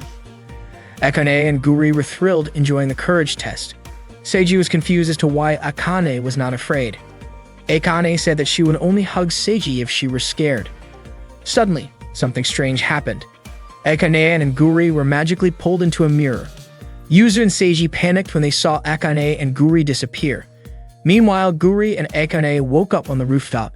Guri was lying on top of Akane and was playfully squeezing her chest. Akane immediately pointed a knife at Guri's neck and asked what she was doing. Guri said she had no idea because when she came to, she was already on top of Akane. Guri guessed that they had been sent to the rooftop on purpose. The rooftop door was also locked. Guri suggested that they wait there since the rooftop was the final destination of the courage test and Seiji would eventually come to open the door. This was a good opportunity for Akane to have a private conversation with Guri. She asked if Guri truly loves Seiji. Guri said that she did, but Akane was not convinced. Akane pointed out that Guri had saved her even though she was her rival, and she felt that Guri was always playing tricks on Seiji. Akane told Guri that if she was only playing around with her friends, she should stay away from Seiji because it was troublesome. The couple then invited Seiji and Yuzu to the rooftop since the courage test would be complete once they reached the top. At that moment, Yuzu tripped and struggled to stand. Seiji immediately asked if Yuzu was okay. Yuzu replied that she was fine and she had only slipped a little. Seiji crouched down ready to carry her on his back. He acknowledged that even though Yuzu was scared, she had tried her best and he was sure that Akane and Guri were fine. Yuzu told Seiji not to tease her, but her legs could no longer support her weight. In the end, she had no choice but to let Seiji carry her so they could meet Akane on the rooftop. The couple mentioned that Seiji and Yuzu were a close pair. Yusuke hit Seiji on the head and said that she would never fall in love with him because Seiji belonged to Akane. Seiji then wondered why the ghosts had not appeared again. The couple was certain that Guri and Akane were distracting them. Hearing that, Seiji became curious about who those two really were, and the answer was behind the rooftop door. When he opened the door, Seiji saw Guri and Akane enthusiastically taking down the ghosts that were attacking them. According to Akane, those ghosts were actually weak. The ghosts were surprised that instead of being scared, Guri and Akane fought them without hesitation, even though all they wanted was to scare them a little. The couple cheered in excitement as they reached the rooftop. They thanked everyone because, at that moment, they could finally pass on peacefully. Seiji and Yuzu were shocked to hear that. In reality, the other ghosts did not want to let the couple move on happily. They wanted them to stay at the school. Guri explained that the couple were ghosts who had met and started dating, but the others did not accept them. The ghosts had promised that if the couple managed to reach the rooftop, they would be allowed to pass on. Guri then decided to make the ghost couple official with her love phone.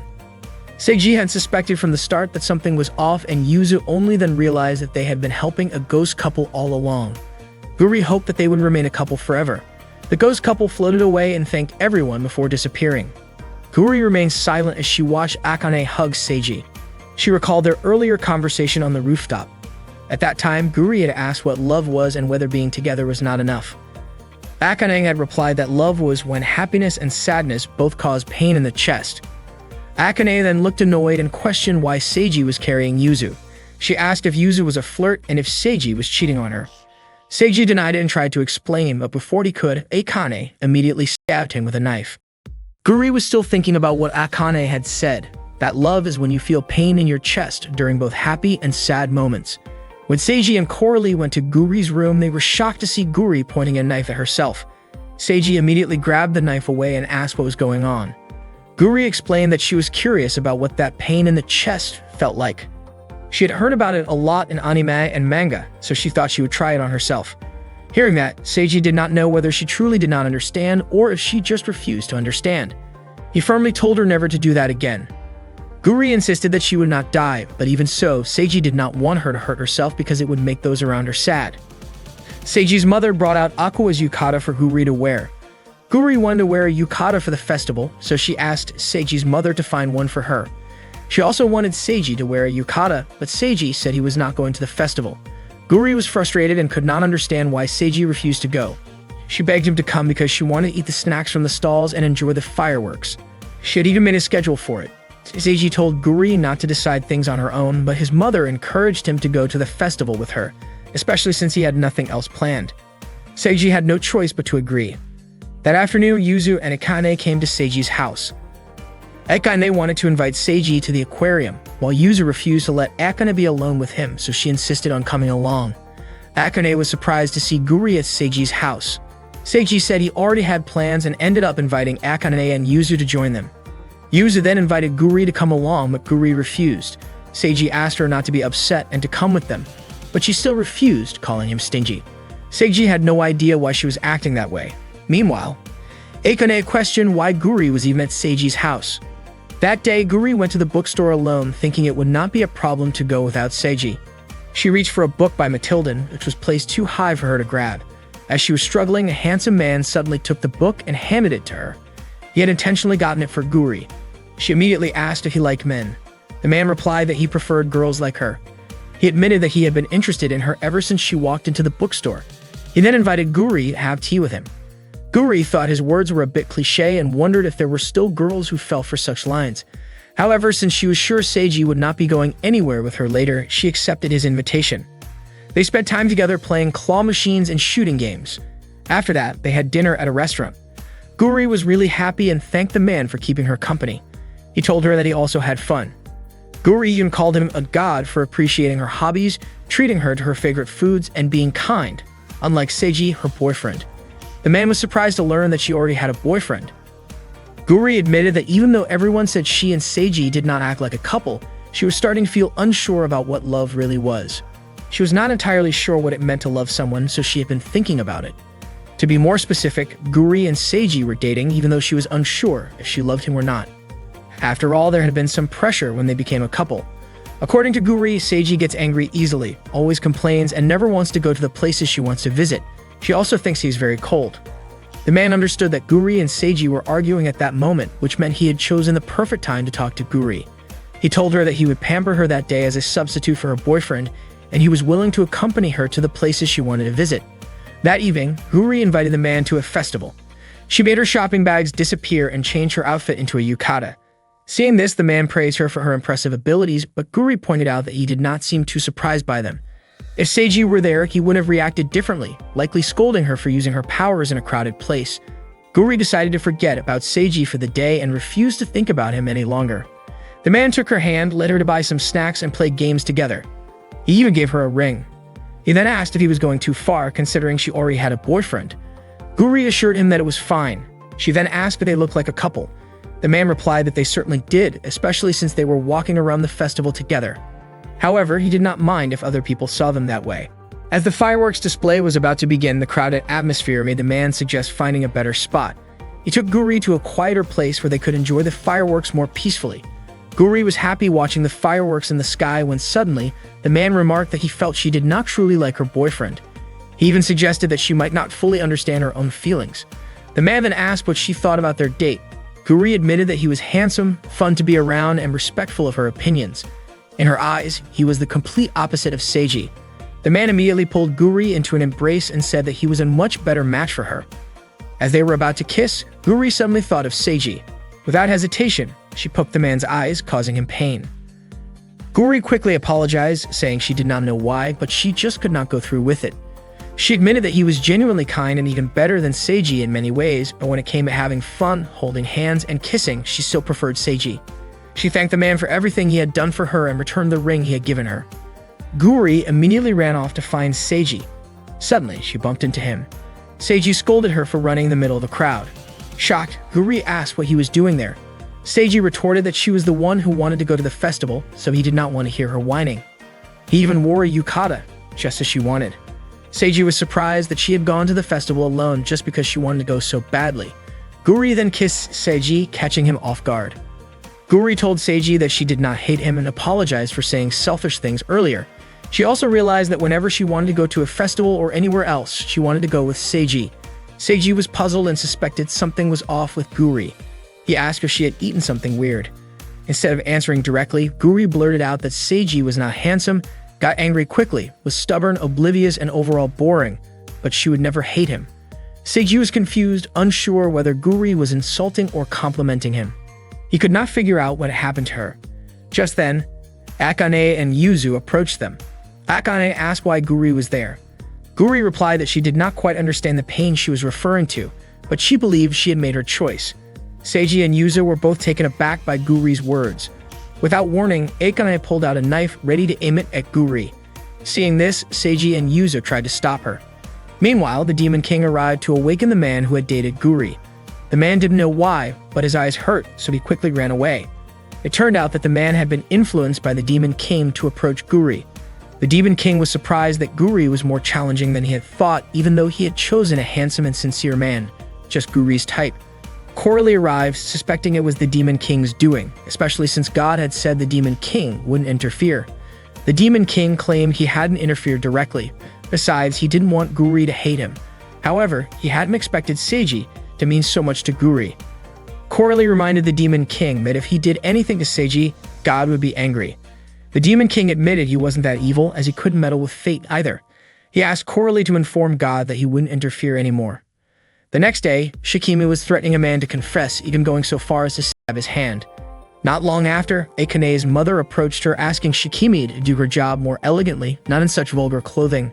Shikimi apologized and asked why Akane's mother had come to see her. Akane's mother inquired about Akane's relationship with the man in the photo. At that time, Akane was being interrogated by her mother, who called Akane pathetic for being interested in a man and letting her heart be stolen even though she had never raised Akane that way. Akane's mother ordered her to break up with Seiji immediately, and Akane complied. That day, Coralie met Seiji in the park, asking how Guri had been lately. Seiji said that Guri had seemed strange at the festival, but since Guri was always weird, he felt she was just the same as usual. This meant there was no progress with Guri. Coralie asked if Seiji had forgotten God's request. Seiji said he hadn't forgotten, just that he was busy. However, according to Coralie, Seiji was just playing around like at the beach, test of courage, and festival. Seiji said teaching love to Guri was impossible because it was too embarrassing for him, and Guri was foolish. Suddenly, someone shot Seiji in the head, leaving a hole. The shooter was surprised that Seiji was still alive. Meanwhile, Guri took Yuzu to a cafe where the waitresses dressed like cats. According to Yuzu, the tea tasted cheap, and the service quality was poor. Hearing that, the cat waitress became grumpy. Yuzu even said that if Guri wanted that, she could prepare it at her home. Her family had delicious tea and real servants, as Yuzu was truly the daughter of a wealthy family. Yuzu even invited Guri to visit and stay at her house. Guri suggested they have a pajama party as girls usually do with their female friends. Guri asked if Yuzu didn't have friends. Yuzu said she had a mission to protect Akane, so she didn't need friends. Guri said that she and Yuzu were already friends, so she wanted to have a pajama party with her. Yuzu called Guri very kind and asked if Guri knew about her strange condition, where something appeared to deflect danger when she was in peril. It could be called a family business because Yuzu's family worked to protect important people and valuable items, so she had that ability since she was little.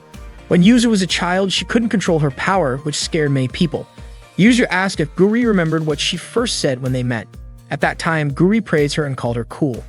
Yuzu was very touched because no one had ever said that to her. She was happy to be friends with someone who did. Guri asked Yuzu to invite Seiji to stay over, but Yuzu didn't seem to agree yet. Suddenly, Teru approached Yuzu and whispered something to her. Seiji and Coralie ran as the shooter continued to chase them. Seiji could not understand why this was happening to him, and Coralie asked if someone held a grudge against him. At that moment, a tall, muscular man attempted to stab him, but luckily, Aqua managed to take him down. Aqua had heard Seiji's scream while running nearby, so she rushed in to help him. Coralie introduced himself to Aqua, but this only frightened her. Seiji quickly asked Coralie to step away from Aqua. Aqua then asked Seiji why he was involved with those people. Seiji did not even understand who they were. He suspected that it had something to do with Shikimi, but suddenly, Shikimi appeared and claimed that she was not that cruel. Meanwhile, Akane recalled her childhood. She was sharpening a knife and it brought her a sense of peace. Seeing this, her mother always praised her, as it was a tradition in their family. Her mother warned her that if she ever gave her heart to someone else, it would only become a weakness, and no knife would be sharp enough to save her. Since childhood, Akane had always believed that she would never give her heart to anyone. When Akane was a teenager, a boy confessed his feelings for her, but she rejected him.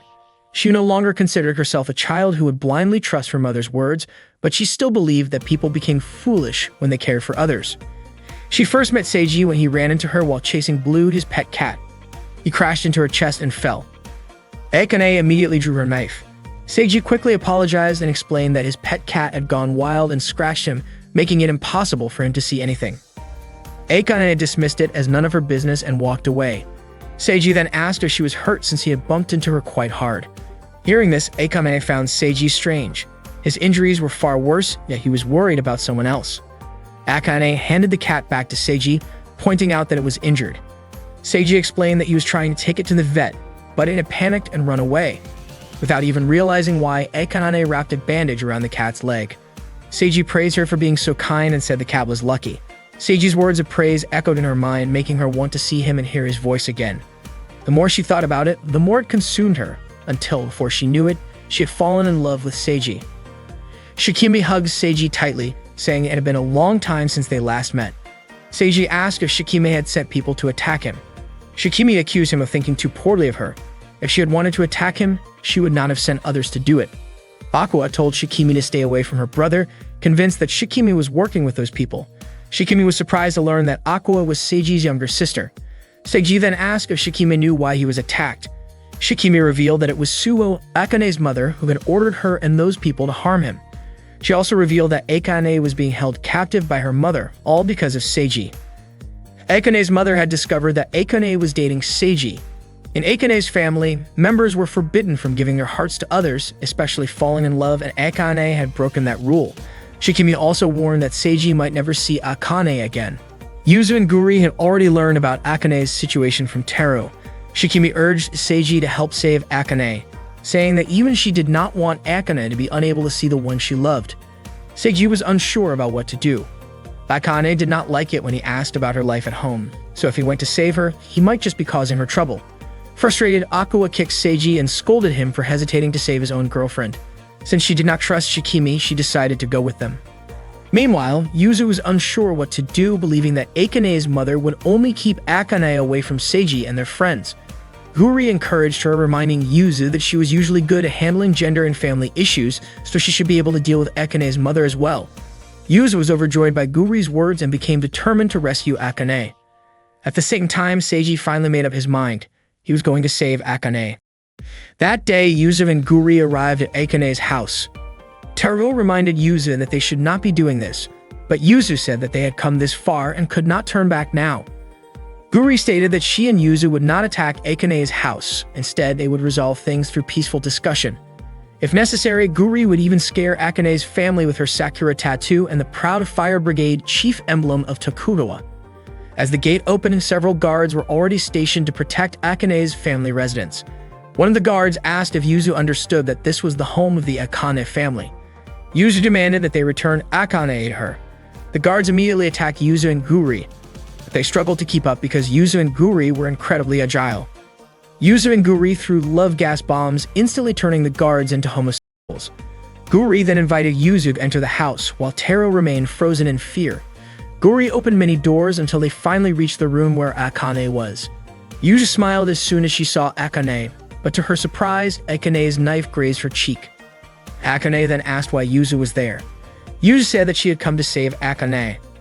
Akane called that idea ridiculous and immediately told her to go home, insisting that Yuzu should not have come. Yuzu refused to leave without bringing Akane back.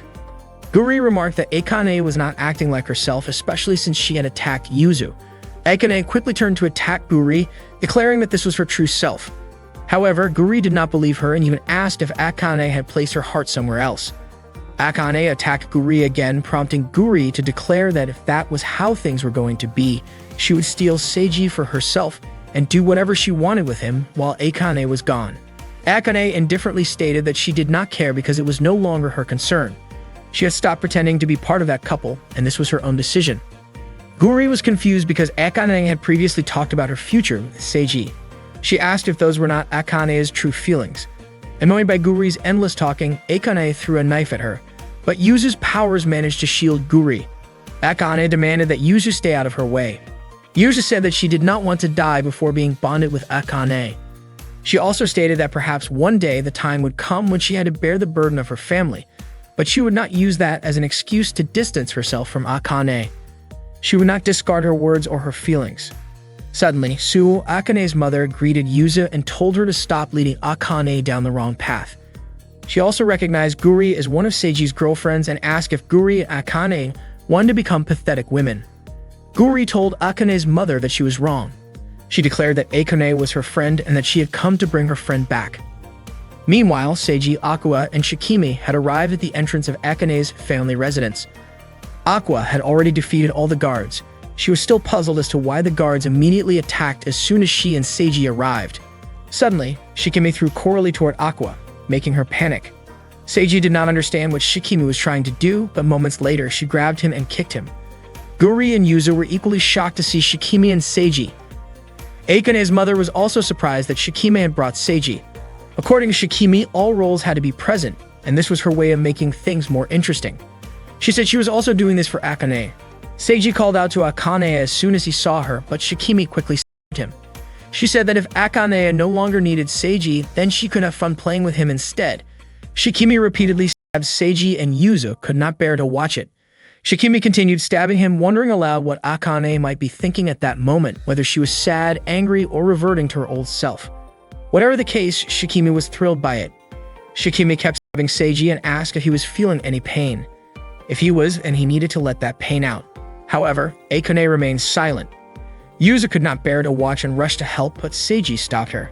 He said that yes, it hurt, but he was used to it.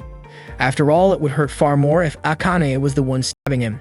Seeing Akane begin to waver at his words, Akane's mother suddenly slapped her and ordered her to prove that she had not betrayed her expectations. Akane had to be Seiji to prove it. Meanwhile, Yuzu's mother arrived in front of Akane's mother's house. She commented that the house looked outdated and tacky, much like Suo's rotten personality. It turned out that Taro had contacted Yuzu's mother because he could not handle the situation alone. Akane approached Seiji and removed his restraints, preparing to beat him. Yuzu tried to stop her, but Guri held her back. Akane stated that she no longer loved Seiji and even said goodbye before attempting to beat him. Yuzu pleaded with Guri to let her go, saying she had to stop Akane. Instead, Shikimi hugged Yuzu to prevent her from getting closer to Akane. With a terrified expression, Seiji asked Akane if she had made some kind of deal, just like before. Akane told him to understand. Seiji, however, could not grasp why Akane was saying such things. He asked why she was saying goodbye. Was it because her mother had ordered her to, or was it because Seiji had come to that place? Seiji told Akane that if she wanted to kill him, she could, but he wanted to talk to her first. Moreover, no one would believe her with an expression like that. Akane then burst into tears and threw her sword aside. She asked why Seiji had not left while he still had the chance, saying she did not want him to hate her any more than he already did. Seiji took Akane's hand and told her that he did not hate her and never would. Akane immediately embraced Seiji, saying that she had been ready, that she had completely given up, and that she was doing it all for Seiji. But in the end, she just could not go through with it because she loved him too much. At that moment, Guri began teasing Akane, saying she was curious about what was going on with her. After all, Akane had previously refused to have anything to do with Seiji. Guri even suggested that if Akane's love for Seiji was that weak, she should just be honest about it. Otherwise, Guri would easily steal Seiji away. Akane immediately grabbed Guri's head, annoyed by how much she thought she knew. Guri, however, claimed that as a Cupid, she understood Akane very well. No matter how hard Akane tried to put on a sharp gaze or deny it, her love for Seiji was obvious. According to Guri, Akane would look far cuter if she was honest about her feelings. Annoyed, Akane threw Guri aside. Guri's know-it-all attitude frustrated her, and she was even angrier because everything Guri had said was true. Suddenly, Akane's mother threw a sword at her, which Akane managed to block. Her mother was disappointed with Akane's response. She did not even want to hear her reasons anymore. Out of nowhere, Yuzu's mother, Ameisha, appeared, shocking everyone. Ameisha remarked that Suo was as cunning as ever. She explained that she had come because she had heard Yuzu was in trouble. Ameisha immediately told Yuzu to leave, but when she saw the cut on Yuzu's cheek, she became furious and marched towards Suo. Ameisha said that Suo should not involve others when venting her anger, calling her gloomy and saying she despised her. Suo, however, dismissed her, saying Ameisha was still as childish as ever. Ameisha and Suo moved to the rooftop to start their battle.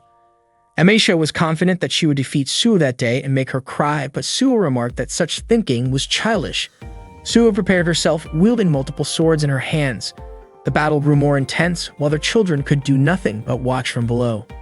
Guri commented that the situation had become too far removed from reality, making her wonder if her own existence was just too ordinary. Meanwhile, Seiji turned to Akane and Yuzu, asking what was really going on. Akane began to explain that her family, known as the Hiyama family, was involved in what was called an underground business. They eliminated problematic elements upon request from important people and organizations, and their clan carried out these tasks professionally. Yuzu then explained that her family was the complete opposite. Her family's clan was dedicated to protection, regardless of who sought their help. Seiji recalled the terms weapon and shield that Shikime had mentioned earlier. Seiji stated that he had no issue with it and had always felt that there was something different between Yuzu and Akane.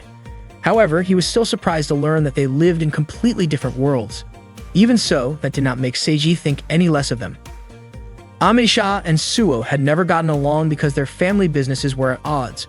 However, they both fell in love with the same man, Akane and Yuzu's father. Even though Ameisha and Suo once doubted each other, they were able to get along for a brief period. As Ameisha and Suo continued to fight fiercely, Ameisha questioned how much longer Suo would fail to move on, pointing out that this was why her husband left her. Suo's family had prevented her from pursuing the man she loved, and leaving the family was an unforgivable act. Since then, Suo had completely devoted herself to the family, hoping that she could forget everything. Akane had been raised her entire life to be just like her mother, but she wanted to be with Seiji, even though she knew it was wrong and perhaps just a dream. Suddenly, Akane declared to her mother that she loved Seiji even if it made her seem pathetic, even if it meant betraying her, and even if she had no idea what the future held. Akane also said that she understood if her mother hated those who fell in love, but according to Guri, that was not true. Guri stated that Akane's mother did not hate her at all. In fact, her love was far greater than anyone else in that place. Suo did not understand what kind of nonsense Guri was spouting. Guri told Akane that, in truth, her mother loved her and never hated anyone.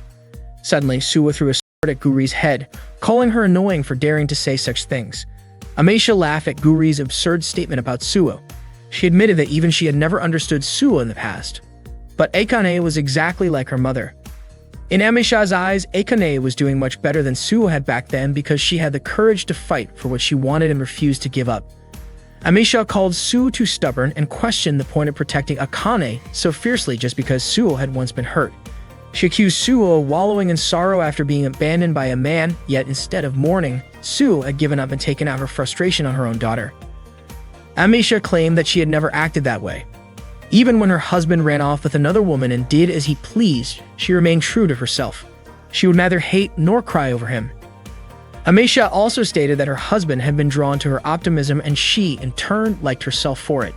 She took pride in loving her husband, and that had nothing to do with anyone else. Akane then said that she would accept any punishment her mother decided to give her, but she asked for permission to continue loving Seiji. No matter what happened, she refused to abandon her feelings. Her words were identical to what Yuza had once said. Seiji admitted that he might not have the right to say anything, but he promised never to do anything that would make Akane sad. He also asked Akane's mother to trust her daughter. Amisha called Seiji brave, but Suo stated that she did not care about him. She told Akane to do as she pleased if she was that determined, but that did not mean she forgave her. Akane understood and stood by her words. Suo warned that if she ever saw an opportunity, she would eliminate Seiji. Despite this, Akane thanked her mother for her decision. Guri immediately grabbed Akane's hand, feeling happy that the problem seemed resolved. However, Akane suddenly slapped Guri for kissing Seiji earlier. Seeing Akane behave that way, Guri was certain that she had returned to her usual self 100%. Akane immediately chased after Guri, trying to stab her with a knife. According to Shikimi, it felt like everything became boring whenever Guri showed up. Guri dodged Akane's attacks and said that she only wanted to help her friend. However, Akane responded by asking since when they had become friends, stating that their relationship was actually one of rivalry.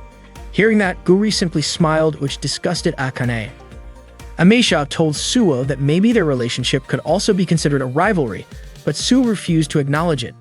Yuzu approached Akane and Akane gently stroked Yuzu's cheek, apologizing for causing her injury. Yuzu felt flustered and said that any wound she received from Akane was a gift. Akane also apologized for borrowing Yuzu's words. Yuzu reassured her that it did not matter as long as Akane was okay. Akane then kissed Yuzu on the forehead, thanking her for saving her. Receiving such treatment, Yuzu felt like she was going to die from happiness. Amisha could not understand why Yuzu reacted that way. Suo then informed Amisha that her daughter had fallen in love with Suo's daughter and that she was also dating Seiji. Hearing this, Amisha was shocked and demanded an explanation from Teru. Terrified by Amisha's anger, Teru immediately panicked. Amisha was furious because she had specifically asked Teru to report everything about Yuzu to her. Meanwhile, Seiji told Akane that he did not understand complicated things, but he asked her to talk to him if something happened because at the very least he could listen. While being held back by her mother, Akane thought about a future where she could no longer see Seiji. Even though she knew that one day they would have to part ways, she still wanted to be with him. And then that day arrived.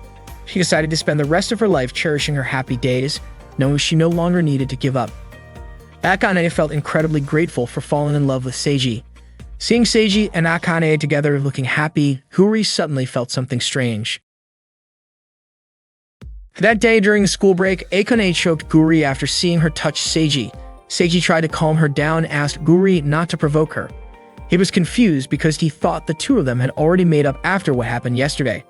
Seiji then offered to treat Akane and Guri to something, and both of them were interested upon hearing that. Unfortunately, it seemed that Seiji had left his wallet in the classroom, so he went back to get it, and Akane offered to accompany him. Seeing Akane and Seiji getting closer, Guri started to feel like an outsider, even though she was a Cupid. Meanwhile, Akane walked down the school hallway with Seiji, and they talked about the upcoming cultural festival. Akane was excited and could not wait for it. Seiji felt that lately Akane had been in a better mood, except when she was arguing with Guri. Akane admitted that if she did what her mother told her, she would not be able to walk with Seiji like that, and that moment was the happiest she had ever felt. When they arrived at the classroom, they were surprised to see Shikimi sitting in Seiji's seat. Shikimi said that she enjoyed sitting there, and upon hearing that, Akane immediately pointed her knife at her and asked what she was doing.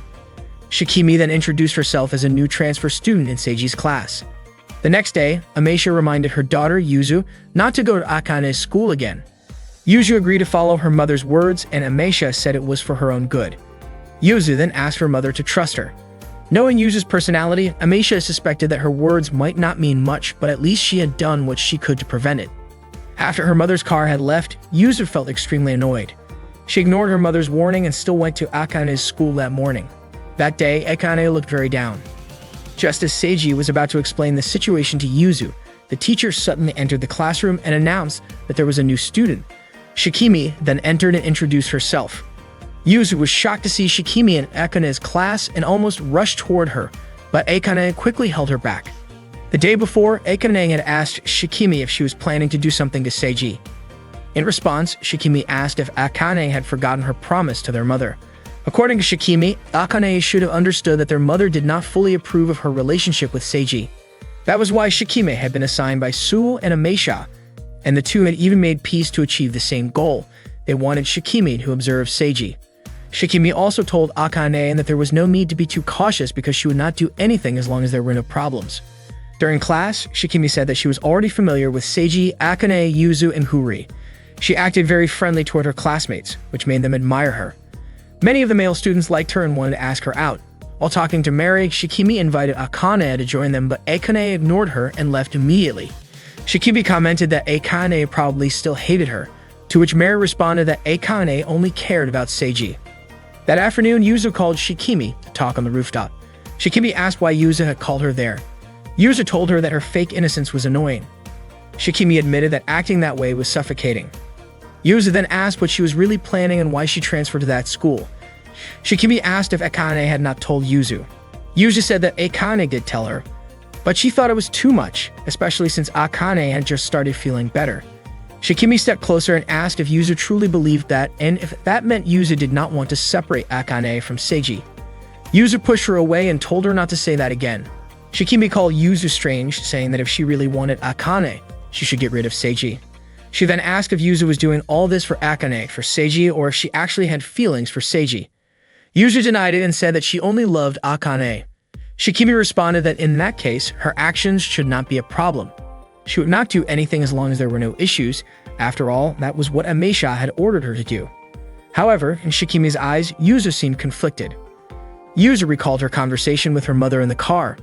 Yuzu told her mother that no matter what she said, she had no intention of giving up on Akane.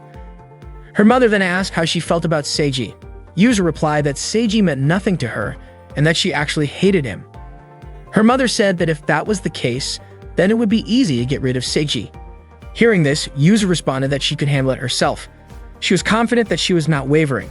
That afternoon, Seiji was eating shaved ice with Akane and Guri. Seeing Akane eat her shaved ice so quickly, Seiji told her to slow down. Akane admitted that she could not stop feeling anxious as long as Shikimi was at their school and close to Seiji. Suddenly, Yuzu arrived and assured them that everything would be fine. Yuzu was confident that Shikimi would not act outside of Ameisha and Suo's orders, even if she was at the school. However, Akane pointed out that while Yuzu might have a point, Shikimi's actions were unpredictable.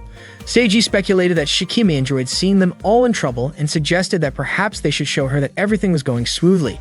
Hearing this, Akane had a different idea. She wanted to show Shikimi that she and Seiji were a loving couple. Akane then said that all Seiji needed to do was kiss her in public. Seiji and Yuzu were both shocked. Seiji was baffled by Akane's idea, but Akane explained that they needed to demonstrate that they were a real couple. She also pointed out that up until now, she had been the only one making advances and Seiji had never once tried to kiss her. Yuzu immediately opposed the idea and Seiji also refused, especially in public. However, he proposed a condition. He would do it if Akane and Guri could get along. Seiji wanted everyone to be on good terms. Guri asked what was in it for her, and Seiji promised to treat her to something. With that, Guri easily agreed. Seiji thought it would be impossible for Akane, but Akane, though trembling, claimed that it would be easy for her to get along with Guri. Guri then extended her hand, inviting Akane to get along for the sake of Seiji's kiss. Akane hesitantly agreed. Meanwhile, Yuzu started feeling uneasy and did not want to let Seiji kiss Akane. That day, Mary announced that their class would perform a play for the upcoming school cultural festival. She had made the decision herself because the class could not reach an agreement during discussions. Guri said it was a fantastic idea and even wanted to do a superhero show. However, Mary had already prepared the script. Seiji then asked where Yuzu was. Guri informed him that Yuzu was in the student infirmary because she was not feeling well. Seiji recalled that she had looked unwell that morning. Mary wanted to finalize the casting for the play. There were 3 main roles: the princess as the main heroine, a male knight, and a romantic rival. One of the male students suggested that Shikimi would be perfect for the role of the princess. However, Shikimi claimed that she was not suited for the part. Some of the male students insisted and offered to support her, so she finally agreed to give it a try. Another male student suggested that Akane should play the knight. Mary pointed out that the knight role was meant for a male character, but Shikimi said she wanted Akane to play the part. When Mary asked Akane, she accepted the role but requested that Guri play her romantic rival.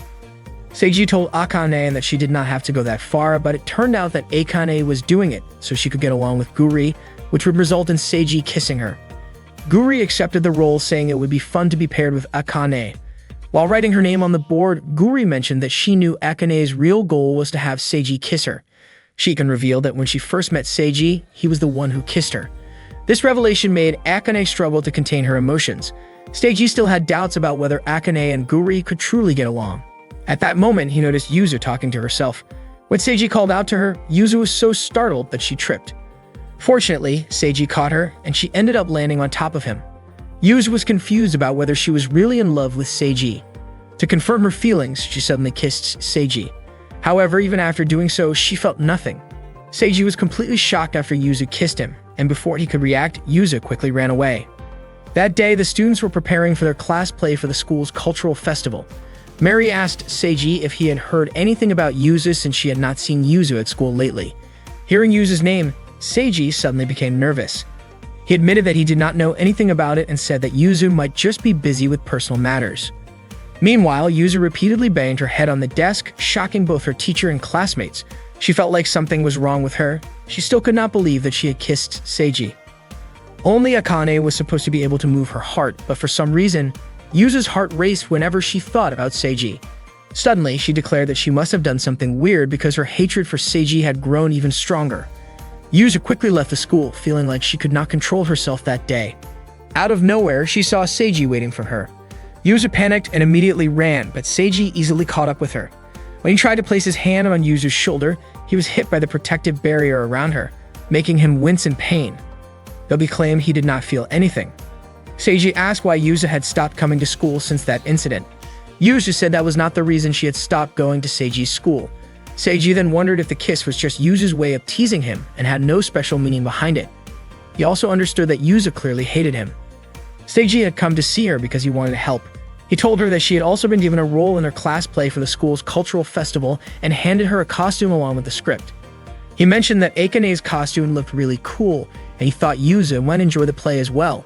Yuzu asked if Seiji had come all this way just for that. Seiji admitted that honestly he had thought Yuzu had stopped coming to school because of him. He was relieved to know that he was not the cause and that he now understood how Yuzu felt. Suddenly, Yuzu punched Seiji and told him not to decide her feelings for her. She then quickly ran away. When the day of the cultural festival arrived, the cast of Akane's class play got ready. Shikimi, Akane, and Guri were already in their costumes since the play was about to begin. Seiji was given the role of a tree. As the play started, Seiji admitted that Shikimi's acting was truly impressive. Suddenly, all the students cheered excitedly as Akane appeared. She looked incredibly cool in her costume, but unfortunately, her acting was terrible. She even forgot her lines.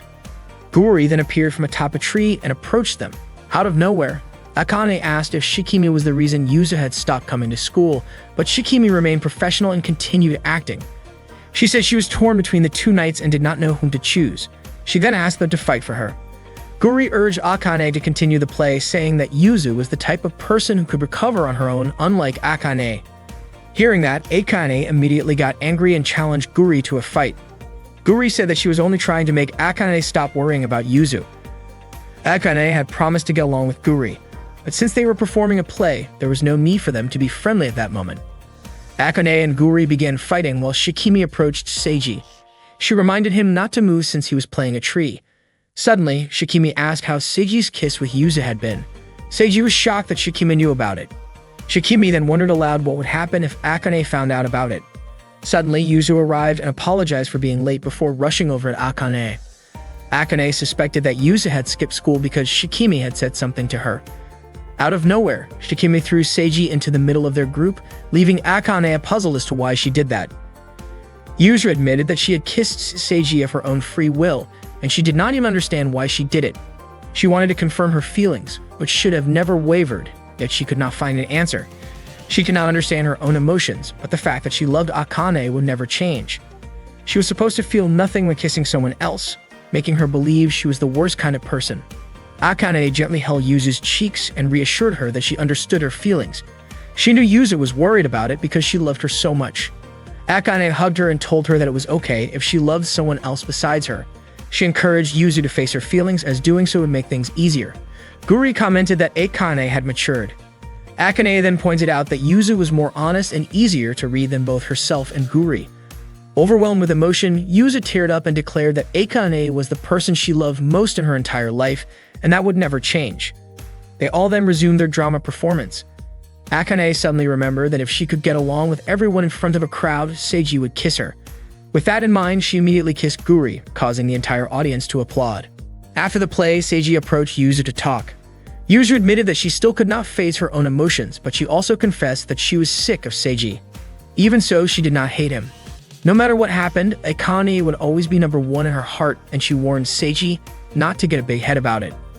At that moment, Akane was brushing her teeth while Guri was still trying to process what had happened during a play. Akane admitted that she was reflecting on the worst decision of her life, and at that moment, she despised herself. Guri pointed out that it should not be a problem since they had already kissed. Suddenly, Shikimi appeared and noted that Akane and Guri had already made up. Akane stated that there was no point in Shikimi trying to separate them, and that she would not let things go according to Shikimi's plans. Shikimi then asked if she had made Akane angry. Guri answered that Akane was upset because Shikimi had interfered with Yuzu. Shikimi insisted that she had not meddled with Yuzu at all, and that everyone knew Yuzu was interested in Seiji. She then asked if Guri felt anything about Yuzu and Akane growing closer to Seiji. Guri fell silent upon hearing this.